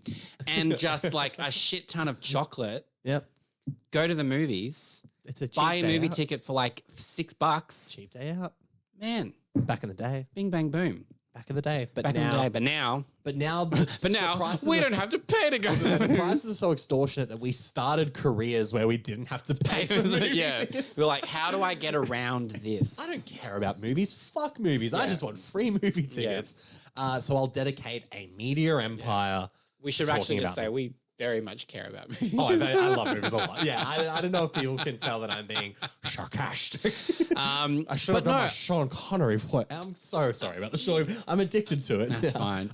But yeah, sorry, we didn't like this movie the first time watching it. No, and it was because I remember. Yeah, no desire to watch it again. I was the same. So the only reason that I rewatched this was because of Dial of Destiny. Because we forced ourselves to do the show. I wouldn't have. I tell you what, if we weren't doing this show, I don't even know if I would have rewatched these movies for Dial of Destiny. Like, to be totally I'm totally honest. Yeah, like, and that's not to say that we're forcing ourselves through this episode. No, but, but there's just especially with the month we've had. Like, we've had a busy month. Like, I was cramming these movies in to fucking get done for the episode. But like, I don't have the investment in Indiana Jones, as has been previously stated many times in this episode, to like go back and rewatch them for Dial of Destiny. It's because so this movie could have gone unwatched for the rest of my life. It's because these films, yes, even though they're part of a series, they all still feel very singular. I agree with that. Yeah. So this is probably the one that with the most has the most connection to previous movies. Yeah, I would say, But Dial of Destiny strikes me as a movie where you're like, obviously, you could come into like if someone was like, I've never seen an Indiana Jones movie, and that's how they would say it. That's exactly unless you're Sean Connery. I was like, and then if they've never seen one, so yeah, you'd be like, all right, and you'd go, that's fine because we can go watch Indiana Jones, as I love the way Kate Blanchett says it. Oh, just let's put this. Kate Blanchett giving the only Oscar-worthy performance that is full of camp. Yeah, that I would be like if she was nominated, I'd be like, good. I get it. You are Kate but like the Blanchett. way that, like just the way that she's just like, I want you to tell me everything you know, Dr. Jones. I love it. It's so good. She's amazing in this movie. She's like, and she's like, I'm aware of what film I'm in. Oh, 100%. And she's like, I'm going. And the great thing, she was like, she'd never met Harrison Ford previously in all of, which is weird to me because you kind of think throughout all of their little, right. Anyway, and she was like, I'm going to meet Harrison Ford. Yeah. As the character. Dr. Is it Belko? I want to say Belko, but I could be wrong. Spalko. She was like, yeah, that scene that their characters meet. Yeah. That's when Harrison Ford and Cate Blanchett met for the first time. Because she was like, I don't want to have like any preconceived notions. I don't want to have like a relationship in any sort of way. Totally. A friendship. She's like, I just want to meet, which I think is great. I think I read an interview or saw something about Harrison Ford talking about it too. Yeah. About how he didn't really meet Cate Blanchett. This isn't like a Jared Leto Suicide Squad method. I didn't meet Jared Leto, but I met the joke. Like, it's nothing like that. It's like, but like she was having so much fun. She was like, I'm here with Indiana Jones. So she's like, yeah. You kind of like, so like, props on her for just having so much fucking fun with this. And I think that's something that maybe as a 13-year-old I didn't understand too much. Yeah. In the sense of like, this is pulpy. This is campy. Yeah. And it is really fun. Yeah. Now, is it a perfect movie? No. No. But it is far from it. Yeah. But it has everything that I think it's like, to me, it felt like Indiana Jones light. You know what I mean? Yeah. The action is fine. I don't think there's one scene where I particularly went like, that's incredible. Yeah, but I was kind of like, this is fine. I did find it amusing that towards the beginning of the film. So obviously we get Harrison Ford, in it's like the airport hangar. Yeah. So because very, very long openings. It's like a 20-odd minute opening scene. But like, did you at first think, because when they put the box away in Ark of the Covenant? Yeah. Did you think that was I thought it was the same spot. Yeah, right. Because I definitely did that. Because I was like, a part of me was like, oh, maybe this is. Did I just forget this? No. So yeah, there's a part at the beginning, and obviously we get him we get him with the whip swinging from the roofs and landing on cars and all that sort of good shit. Yeah. But there's one shot that I thought was hilarious because it's showing how old Harrison Ford is. Bless him. And there's a shot where he picks up the whip and he just dribbled all over yourself then. If you need to spit, showing my age here. My can't even drink a fucking bit of water. He picks up the whip and like whips it at something and grabs something. Yes. And the way that it's done is very old. It's because it's just like him going, oh, yeah. And then the whip and then it's like the whip goes and then you see him like pulling. So it's like this hasn't been done in one continuous take. No. And it was very reminiscent of like, you remember when Al Pacino was criticized and Robert De Niro for The Irishman, they get de-aged. Yeah. And they're like trying to beat that guy up. They're like, But it's funny because there's that. That's what it felt because like. it's showing that, which is fine because I was like, Harrison Ford is like, he's fucking old in this movie. So if this, so this was 15 years ago. And he's 80 now, so he was 65 making this. Yeah, and shit, man. And it was just funny because like it was so obvious like how slow he's. But then, literal seconds later, he's fucking like obviously. Like, I'm gonna put money on it and say not always him, probably not him. But it was funny that that like the character then moved quite quickly. Totally. Whereas in this one shot where he's like.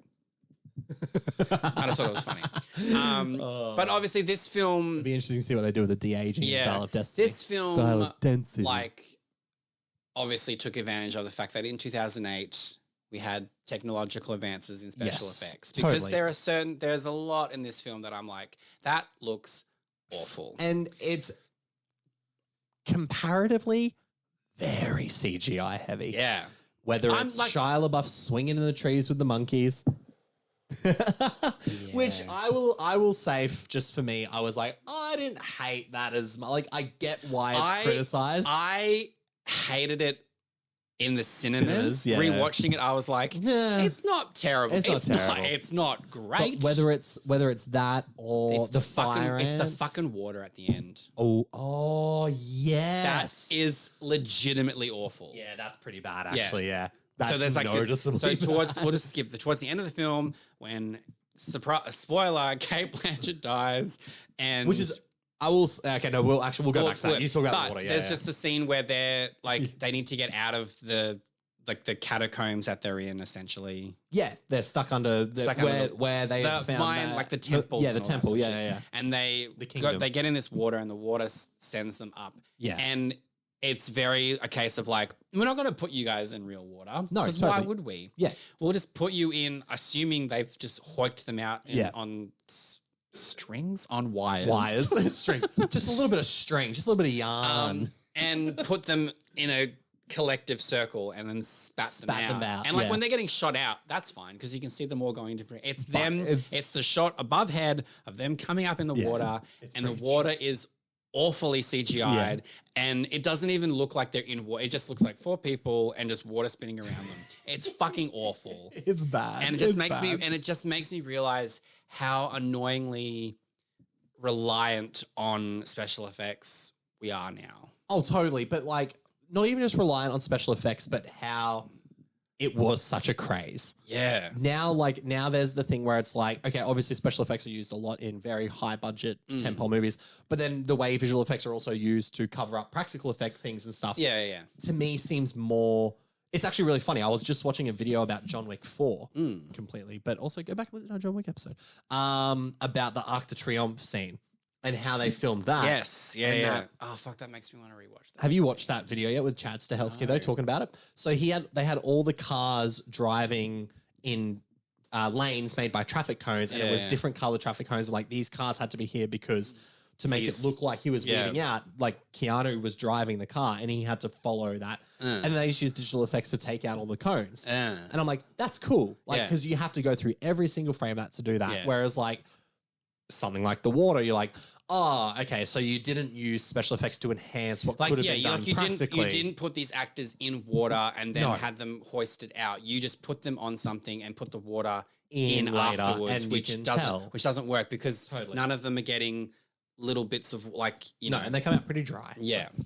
But anyway. In saying that, in very Indiana Jones fashion, just to rewind a little bit, the opening is very, very much so like, okay, this big, grand, epic thing. Yeah. I like the fun that it sets up with the high schoolers racing the army. Then the fucking ambush of like, when those guns come out and shoot everyone at that army post. Yeah. I'm like, that's brutal, but it's kind of, it's fucking cool. And it sort of sets a tone of like, okay, like we're back in the stakes of like Indiana Jones where these bad guys aren't here to fuck around. Yeah. The Soviets are not here to fuck around. Funny that. And then obviously we get Cate Blanchett come into it and what she's looking for. I liked when he's using the gunpowder as the magnet. Like there's these really cool moments where I'm like, oh, he's a fucking intelligent dude. That's very smart. And then obviously in Indy style, he has to escape and then finds out that he's at a nuclear testing facility in there. And I the scene where he walks in, he's like, we have to get out of here. And it's all mannequins. I was like, there's something really off-putting about. Yeah, like I love that can always be used as just like a horror setting. Like it reminds me, like immediately I just go like Hills of Eyes. Yeah, right. Yeah, exactly. Yeah. And it's just like it's fucking it's so off-putting. And then it's like, and that sequence, because I'm like, I know a lot of people kind of give shit to the fridge thing, but I was like, you know what? I was like, it fucking works. It was cool. And I was like, actually really liked it. I mean, looking back at it, I was like, he's lucky that he didn't land face down. Also, then he couldn't open up the fridge. I was like, because then you're fucked. Imagine that. I was like, looking at it, I was like, trapped in the fridge. I was like, forever. that would be It'd be awful. It'd be an awful way to go. Yeah. But I'm the same. I like the fridge. I think it's great. I think it was actually kind of in fun. my mind, the fridge happened much earlier. Yeah. It's not on rewatch. I was like, I'm sure the opening sequence is the fridge, and it is. It is. It's just 20 odd minutes. It's the tail end of a very, very long scene. But like the way that these opening credits went with the other films. Yeah. It feels like Kingdom of the Crystal Skull should happen after that explosion. When he walks out. When he gets out of the fridge, it feels like it But it doesn't. It's very early. It's during that chase in the beginning. It just gives all of these incredible John Williams, Steven Spielberg, George Lucas, Harrison Ford, Cate Blanchett, Shia LaBeouf, Karen Allen. It just gives them that. And then in Indiana Jones and the Christmas Skull, and you're like, oh. Yeah. Like, I mean, it's Times New Roman. Like we shouldn't. That's it. I was like, I'm not saying every movie credit sequence needs to be bombastic, but it's just bizarre. These are the sorts of movies where you can really get away with it. And you can really get away with it. Yeah. But anyway. I also want to shout out that I'm currently doing a rewatch of Scrubs. and the janitor, Neil Flynn, Yes. rocks up in his one scene questioning Indiana Jones. Yeah. And I just knew that voice straight away. I just wanted to give a shout out. Yeah. Shout out to them. But then as we find out, obviously Henry and Marcus have passed away. Then Shia LaBeouf, Matt Williams. That's a very Australian name. He's like, hey, Matt. Yeah. He comes into play. Or it could be pronounced the other way. Mut. Hey, Yeah, Mut. if you're Sean Connery, you'd call him Mutt. Now listen here, Mutt. See, it's grosser when you know it's Sean Connery. Anyway, and it's like, and you imagine that's the way that he speaks to women.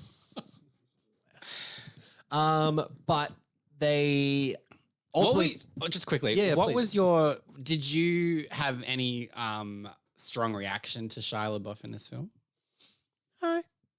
not really. Okay. No, I definitely was like, okay. And it's funny after reading up about the film a little bit as well, because when I was watching it, I was like, I think he's better in Transformers. He's better in Holes. Like he's a bit more to do. Whereas this one, it's funny if you don't know that Holes is a movie. Oh yeah. Shia LaBeouf's Holes. Great. Shia LaBeouf is so much better when he's in Holes. When he's in Holes, Shia LaBeouf does his best work. Yeah. Oh God. But when I was reading up about how him and Steven Spielberg were talking about the fact that like they wanted to channel like Brando and Dennis Hopper from like The Wild Run and Easy Rider. I'll admit I didn't get that I didn't get the intensity of those characters. No. I'll admit the look that he has. Because I'm watching it. Because look, back in 2008, I did not care for Shia LaBeouf. Oh, hey. I liked Transformers. I liked Disturbed. I liked the movies he was in. Did you like Holes? I hadn't quite discovered my love of Holes then yet. I mean, I liked Holes. I just didn't tell anybody about it. I liked the movies he was in. Yeah. I just didn't particularly like him. Okay. I thought he's just an arrogant little shit and I didn't like him. Right. So in this movie, I was a bit like... You felt that again? But I felt like he was just... Like, I don't think he was branching out that much in this role. And like rewatching it now, and rewatching it now, I'm like, I don't have an issue with you in this. It's film. a performance. It's a performance. I'm not. It's kind of the same of like you were given what Capshaw was given. You were given a role, and you're not terrible in it. You're not overly arrogant the way that and I was like, and also looking at him, I was like, you're very handsome in this movie. Oh, he is. Yeah. I was like, you're giving me some like James Dean vibes. Yeah, I mean, it's annoying that he has to fucking waff up his hair all the time. Contractually obligated to do that. Yeah. So yeah, I just wasn't sure if you had a reaction to him. I didn't care for him or the character that much. Yeah. But I think a lot of it was made up for the fact that Harrison Ford's having a lot of fun again as Indiana Jones. Yes. A lot of quips, being really funny. I mean, it's always when Karen Allen came back in, I was like, hey. Yeah. When like the smile that she gives him, you're just like, you guys love each other. They love each other. And then I'd love the nonchalant reveal that Mutt is her son. Yeah. And then we get the more dramatic reveal of like, it's Indy's son. Yeah. So you kind of like, I appreciate that aspect. When you first saw it, did you immediately just assume it was Indy's son?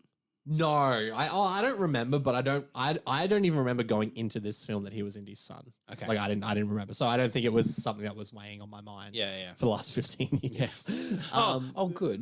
good. Yeah. I wake up every night being like, how come I didn't pick that Mutt was Indy's son? And the more damn God, why? Hello, darkness, my old friend. That's just most nights. And where were we at into this fucking movie? I've got here. I interrupted you. That's that's okay. It's no, fine. It's not Nick.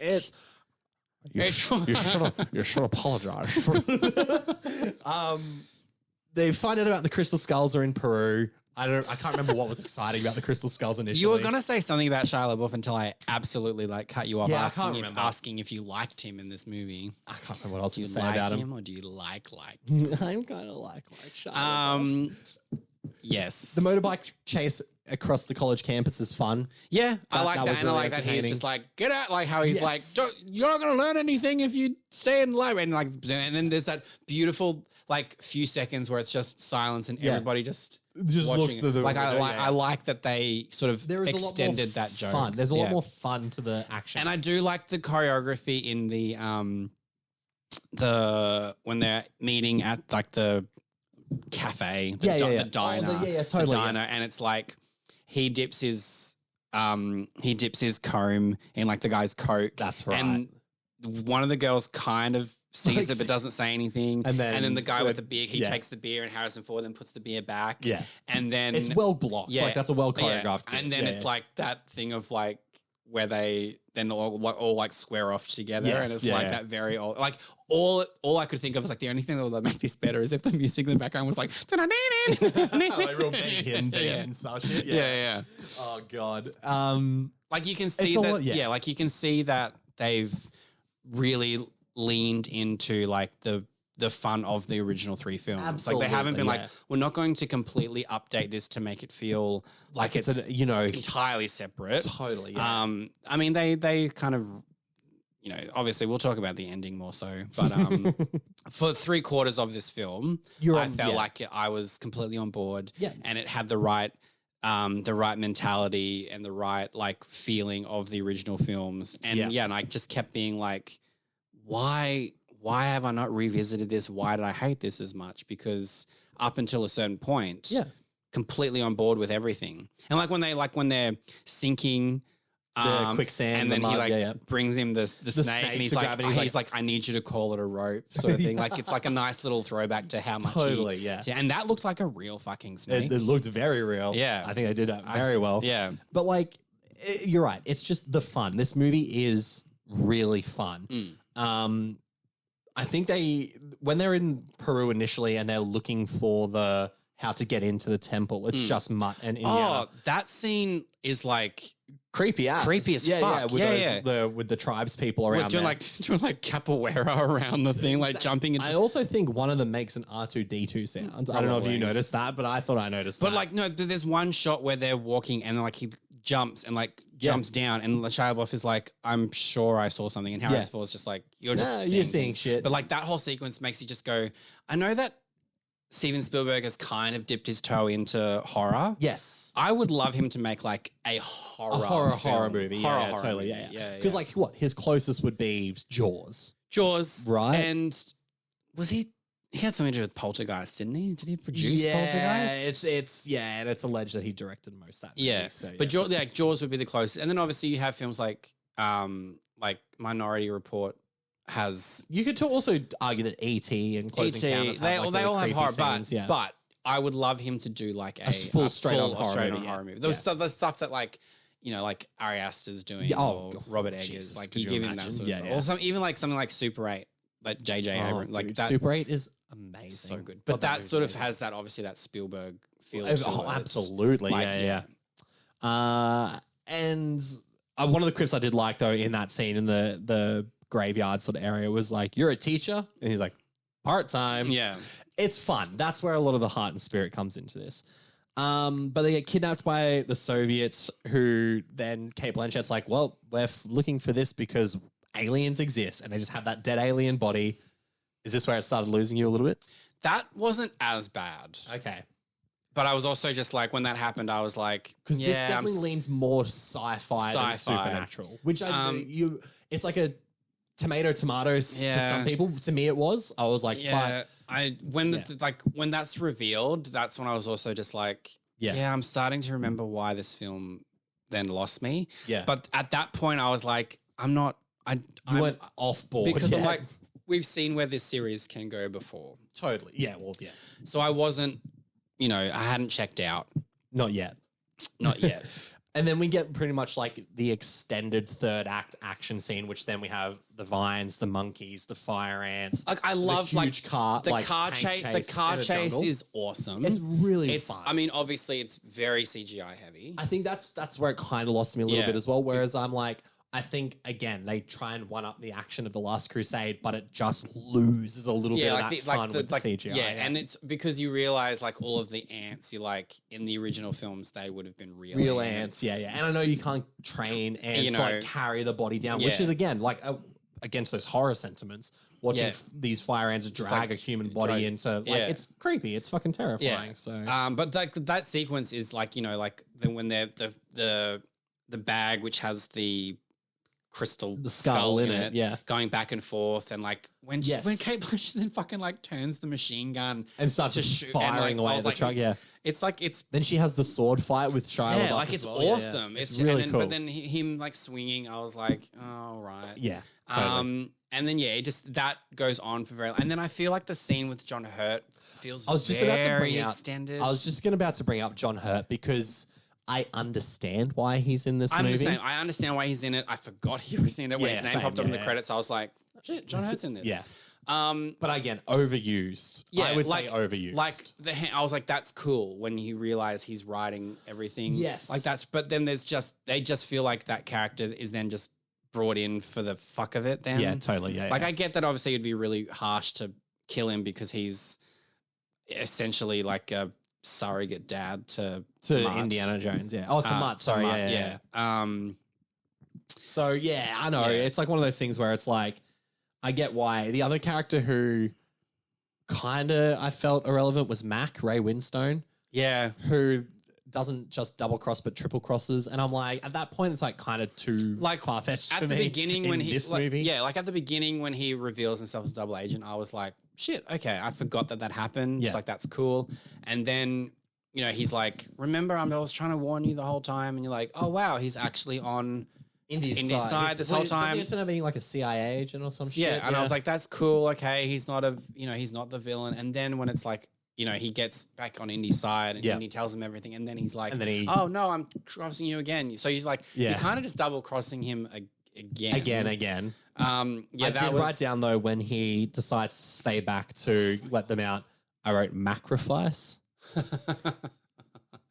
I was like, hate myself for writing when that. he was grabbing everything, I was like, I know, it's just like but his character throughout, I'm like, you didn't need him. No. I love Ray Winstone. Yeah. You could literally exercise him out of this film and nothing would change. So, and like his death, and it's even his death scene where he's just like, I'm gonna be okay. And I'm like, well, you're not. No, because you're about to die, or at least you're gonna be sucked up. But I don't care about you enough to be like, this is not a heroic death. Yeah, But let's get to the meat and bones of this, because this will be the interesting part. So they get the crystal skull. There's a room full of like crystal alien skeletons, and there's one head missing, and put it on, and the alien, John Hurt's able to telepathically talk with the aliens, and he basically says, it will offer you whatever you want. For restoring this, it is whatever you want. And Kate Blanchett asks for all knowledge. I want to know everything. Which I actually don't hate that. I was like, that's pretty cool. I like that she's that power hungry for it. But what do you not like about this last, say, 10, 15 minutes of the movie? I mean, I don't like that it actually went full on, full alien. Legit aliens. So like all the skeletons, I like the shot of them all coming together. I think aesthetically it's a beautiful shot. Yeah. I just don't think it belonged in an Indiana Jones movie. Interesting. Okay, yeah. Because I think I felt that way in 2008.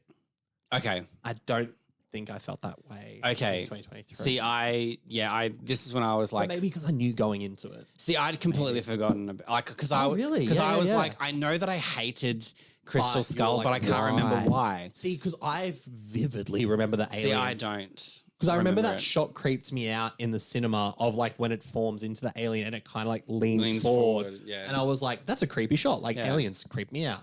So no, I completely forgot. I didn't. The only thing I remembered about this movie was like I was like, I remembered the fridge. Yep.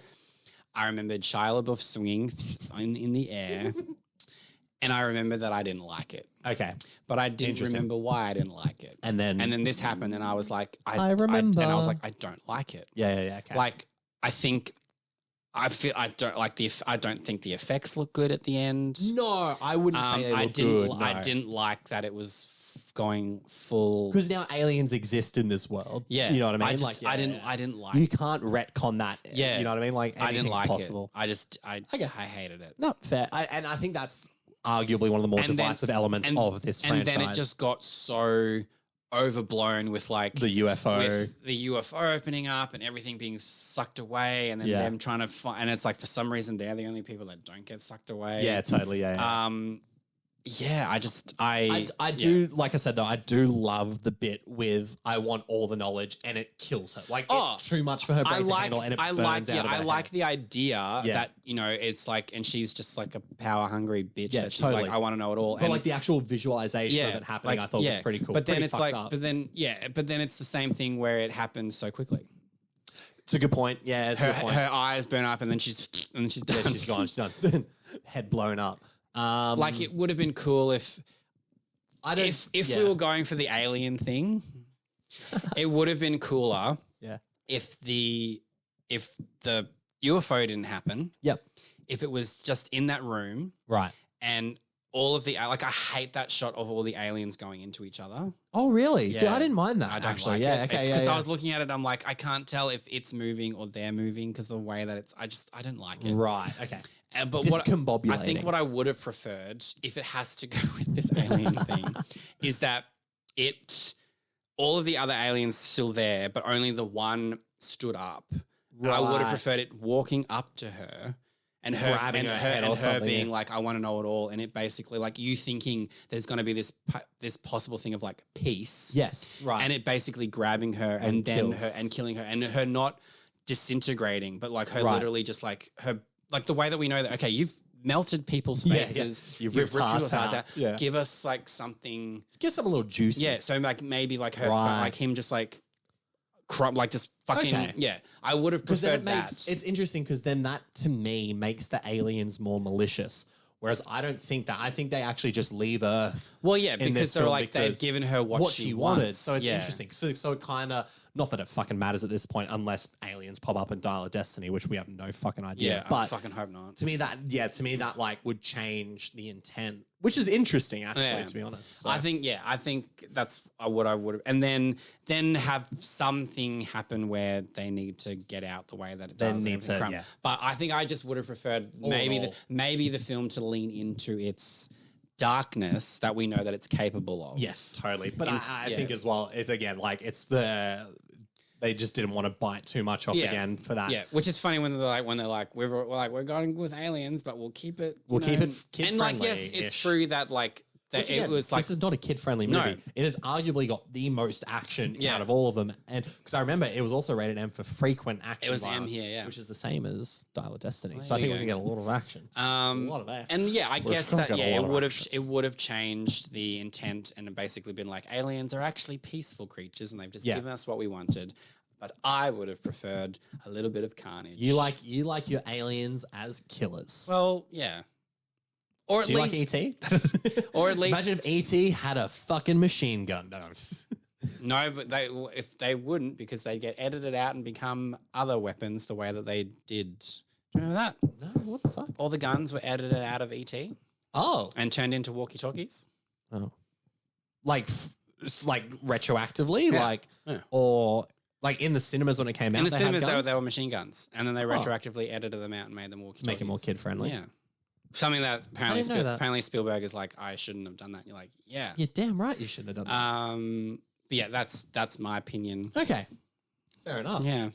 Flying saucer goes away. Everyone lives happily ever after. Everyone who survives lives happy ever after. Yeah. And then that to me didn't feel like a finite ending. So the fact that we are getting a fifth Indiana Jones film. Yeah. But having it come so late, because I think there was always talk of an Indy 5. There was always talk of an Indy 5. But then, obviously... Because also, this movie made a fuck ton of money. Oh, yeah, actually, it totally This made like $800 million. Massive, right?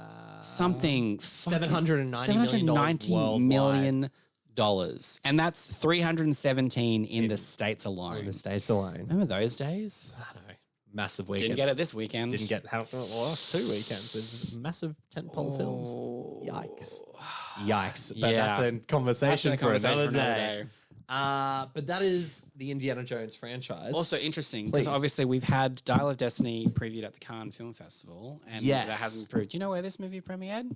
Cannes Film Festival? Cannes Film Festival. Who would have thought? And clearly didn't hurt it in any way, shape, or form. No, and I feel like, it can't possibly be fucking worse, can it? And it's like Metacritic here has it at 65, or its Metascore is 65, and obviously that's 77% fresh. Can also be people going like 6 out of 10, but which makes sense because 77 is kind of like 2/3. 2/3 of this movie is great. it's not 2/3, sorry, but I had to do the math. it's kind of like totally. it's. I feel like so much of this movie is great.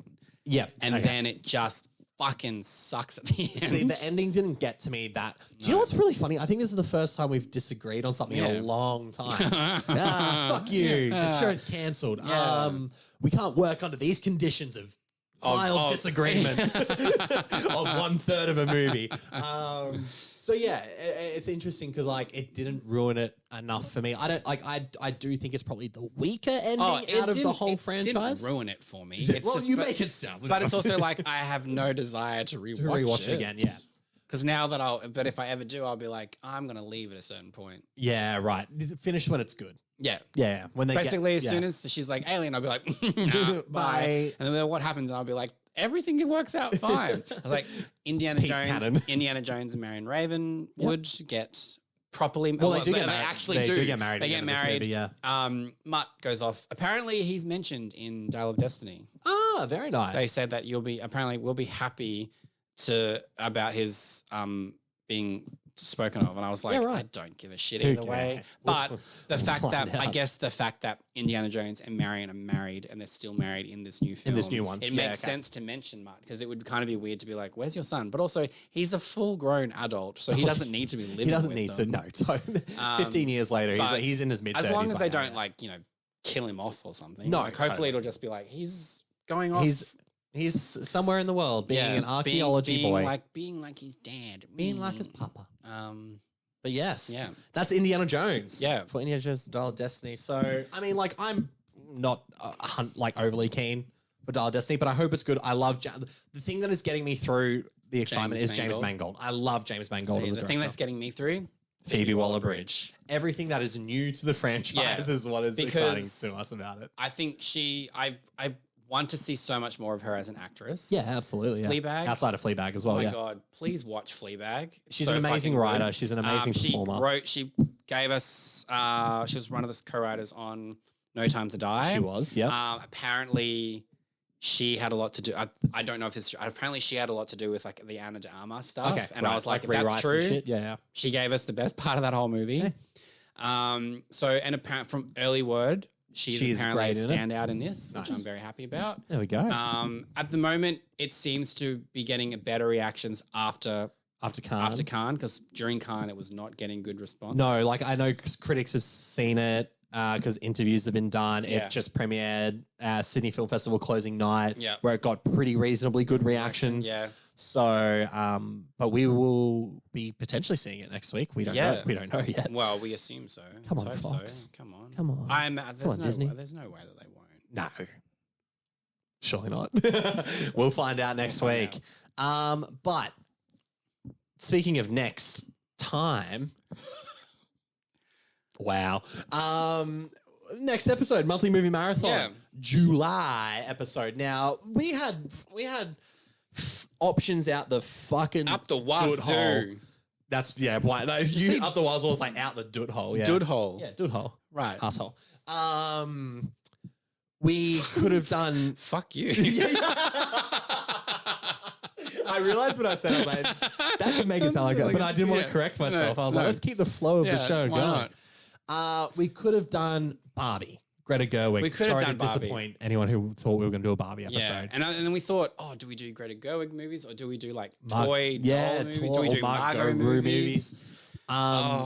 Mission Impossible. We could have done the Mission Impossible series. But we know that a part 2 of Dead Reckoning is coming. So we figure maybe we should wait. Maybe we'll wait for that one there. Because we have that much confidence that we're going to be continuing doing the show. Dead Reckoning delayed till 2026. We're like, we'll probably that'll be fine. That'll be fine. So we've landed on Oppenheimer. I still think that's one of the funniest edited trailers. But yes, Oppenheimer. Christopher Nolan. Which also, we have not seen the trailer for that movie. I have not seen any trailers for Oppenheimer. This is one movie that I have not watched trailers and for. And I'm okay with that. Yeah. Clocking in at 3 hours and 9 seconds exactly. 11 miles of IMAX film, which we will not see in Brisbane. No, that sucks. Cillian Murphy, huge fan. Arguably the biggest cast ever assembled Cillian ever Murphy, of all Robert time. Downey Jr., Emily Blunt, Matt Florence Damon. Pugh, Matt Damon, Jack Quaid. There's other people. There's other people. Those are the only ones that are There's a coming to shitload mind. of people in this Basically, movie. if you weren't in Oppenheimer, you were in Barbie. Yeah, pretty much, yeah. Basically. This is also Christopher Nolan's first movie with Universal. Yeah. Warner After Brothers Warner Brothers want him back. They want him bad. Yeah. Want him back bad. They want him And bad. they kind of need him back. Anyway, they neither here want- nor there. But yeah. this is Universal being like, here's as much money as you want to make what you want if you pledge your loyalty to us. So he's currently like the divorced child of Universal Warner Brothers. And what he's decided to make is a movie about a $300 million the guy budget that movie, created the atomic bomb. but in a 3-hour, 9-second long drama that's been rated R in the United States. So For is brief, it going for brief nudity? nudity, sexuality, and language? Also, not using CGI for the atomic bomb. Yes, I have heard controversies about this. That we may talk about on the next episode. Okay. I just know people. I just know people in the industry about special effects, and I've just heard things. I've heard things. Anyway, You're literally going to tell me as soon as seriously. But I'm going to hold it for these guys for the next episode. Yeah, so that way you definitely watch the next episode. But because Oppenheimer does feel slightly, I would say, detached from some of Nolan's other works. Yes. We've decided that we're not going to do his entire filmography. No. Because also, we don't have that much time. We don't have that much time to watch that many movies. But also, to me, it doesn't seem very Batman adjacent. So we've taken, sorry for those who wanted us to break down the Dark Knight trilogy. You've all seen the Dark Knight. You've seen the Dark Knight trilogy.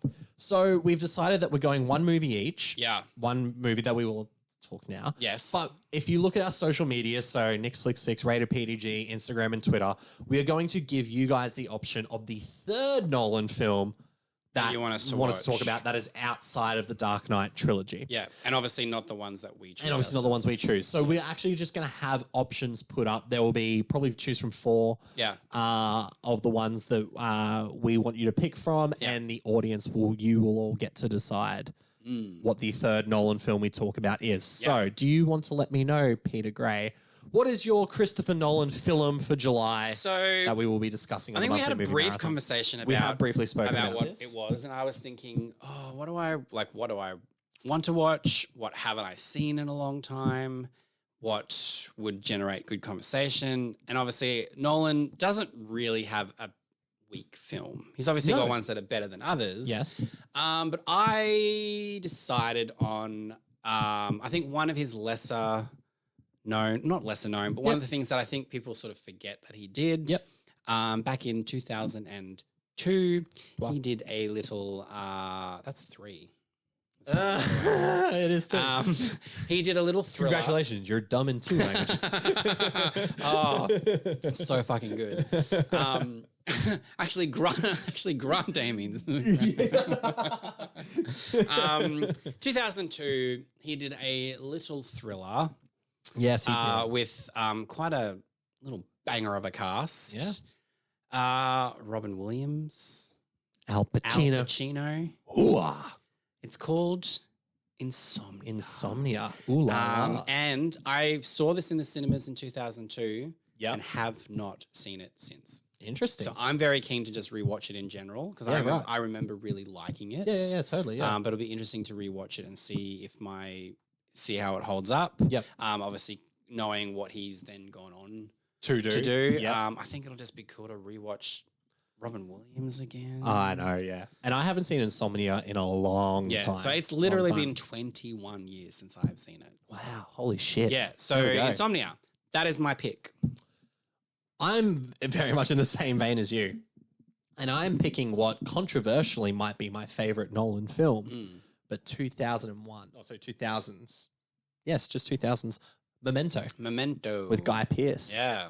And Carrie-Anne Moss. Another movie I have not seen in 23 years. I watched this film actually a lot more regularly than I thought I did. So Memento and Insomnia, and then that means you will get to choose basically between The Prestige, Inception, Interstellar, Dunkirk, Tenet. Which obviously are the films that have the more larger Nolan following. There's one movie in there that I'm hoping people don't choose just because I've seen it not too long ago. It's Inception. Yeah. That to me as well was the one that I was like, also it's been discussed to death. Like I'll rewatch it. Yeah. Like if you guys choose it, really want but me to, it's one of those ones that I'm like, out of all the other ones, I like, come on. Yeah, totally. You know. So definitely doing Memento, definitely doing Insomnia. Yeah. And it is up to you what our third film will be. So keep an eye out on our social medias, nicksflicksfix, rated PDG, Instagram and Twitter. For the option to let us know what you would like us to discuss. Options. Sorry, my phone just went off. Sorry, guys, that was very rude of me. And I thought you were going on after options after that. So I was like, going to say options in a weird way, and you left that weird silence. I did. It's a really weird silence. And you're not going to edit it out. Hey.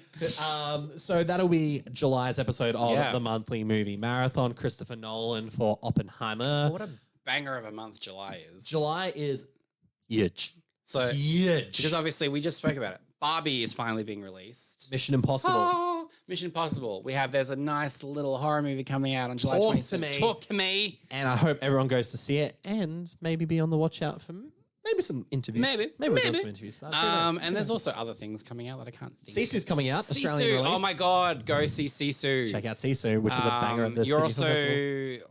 Just quickly, AU review readers, you're making that review shoot up the top 10. So thank you very much for that. Congratulations. Well done to Sisu. Little fucking great little movie. Speaking of, aureview.com, novastreamnetwork.com for our reviews and interviews. Yeah. We've set our social media handles. Enough. And also, you should be following us. Hey, yeah, come on. Really. You should be. And if you're not, please. Yeah, well, that's a nicer one than I was going to say. But do it. Do it. Let's wrap this up. We are tired. We are delusional. And as always, bye.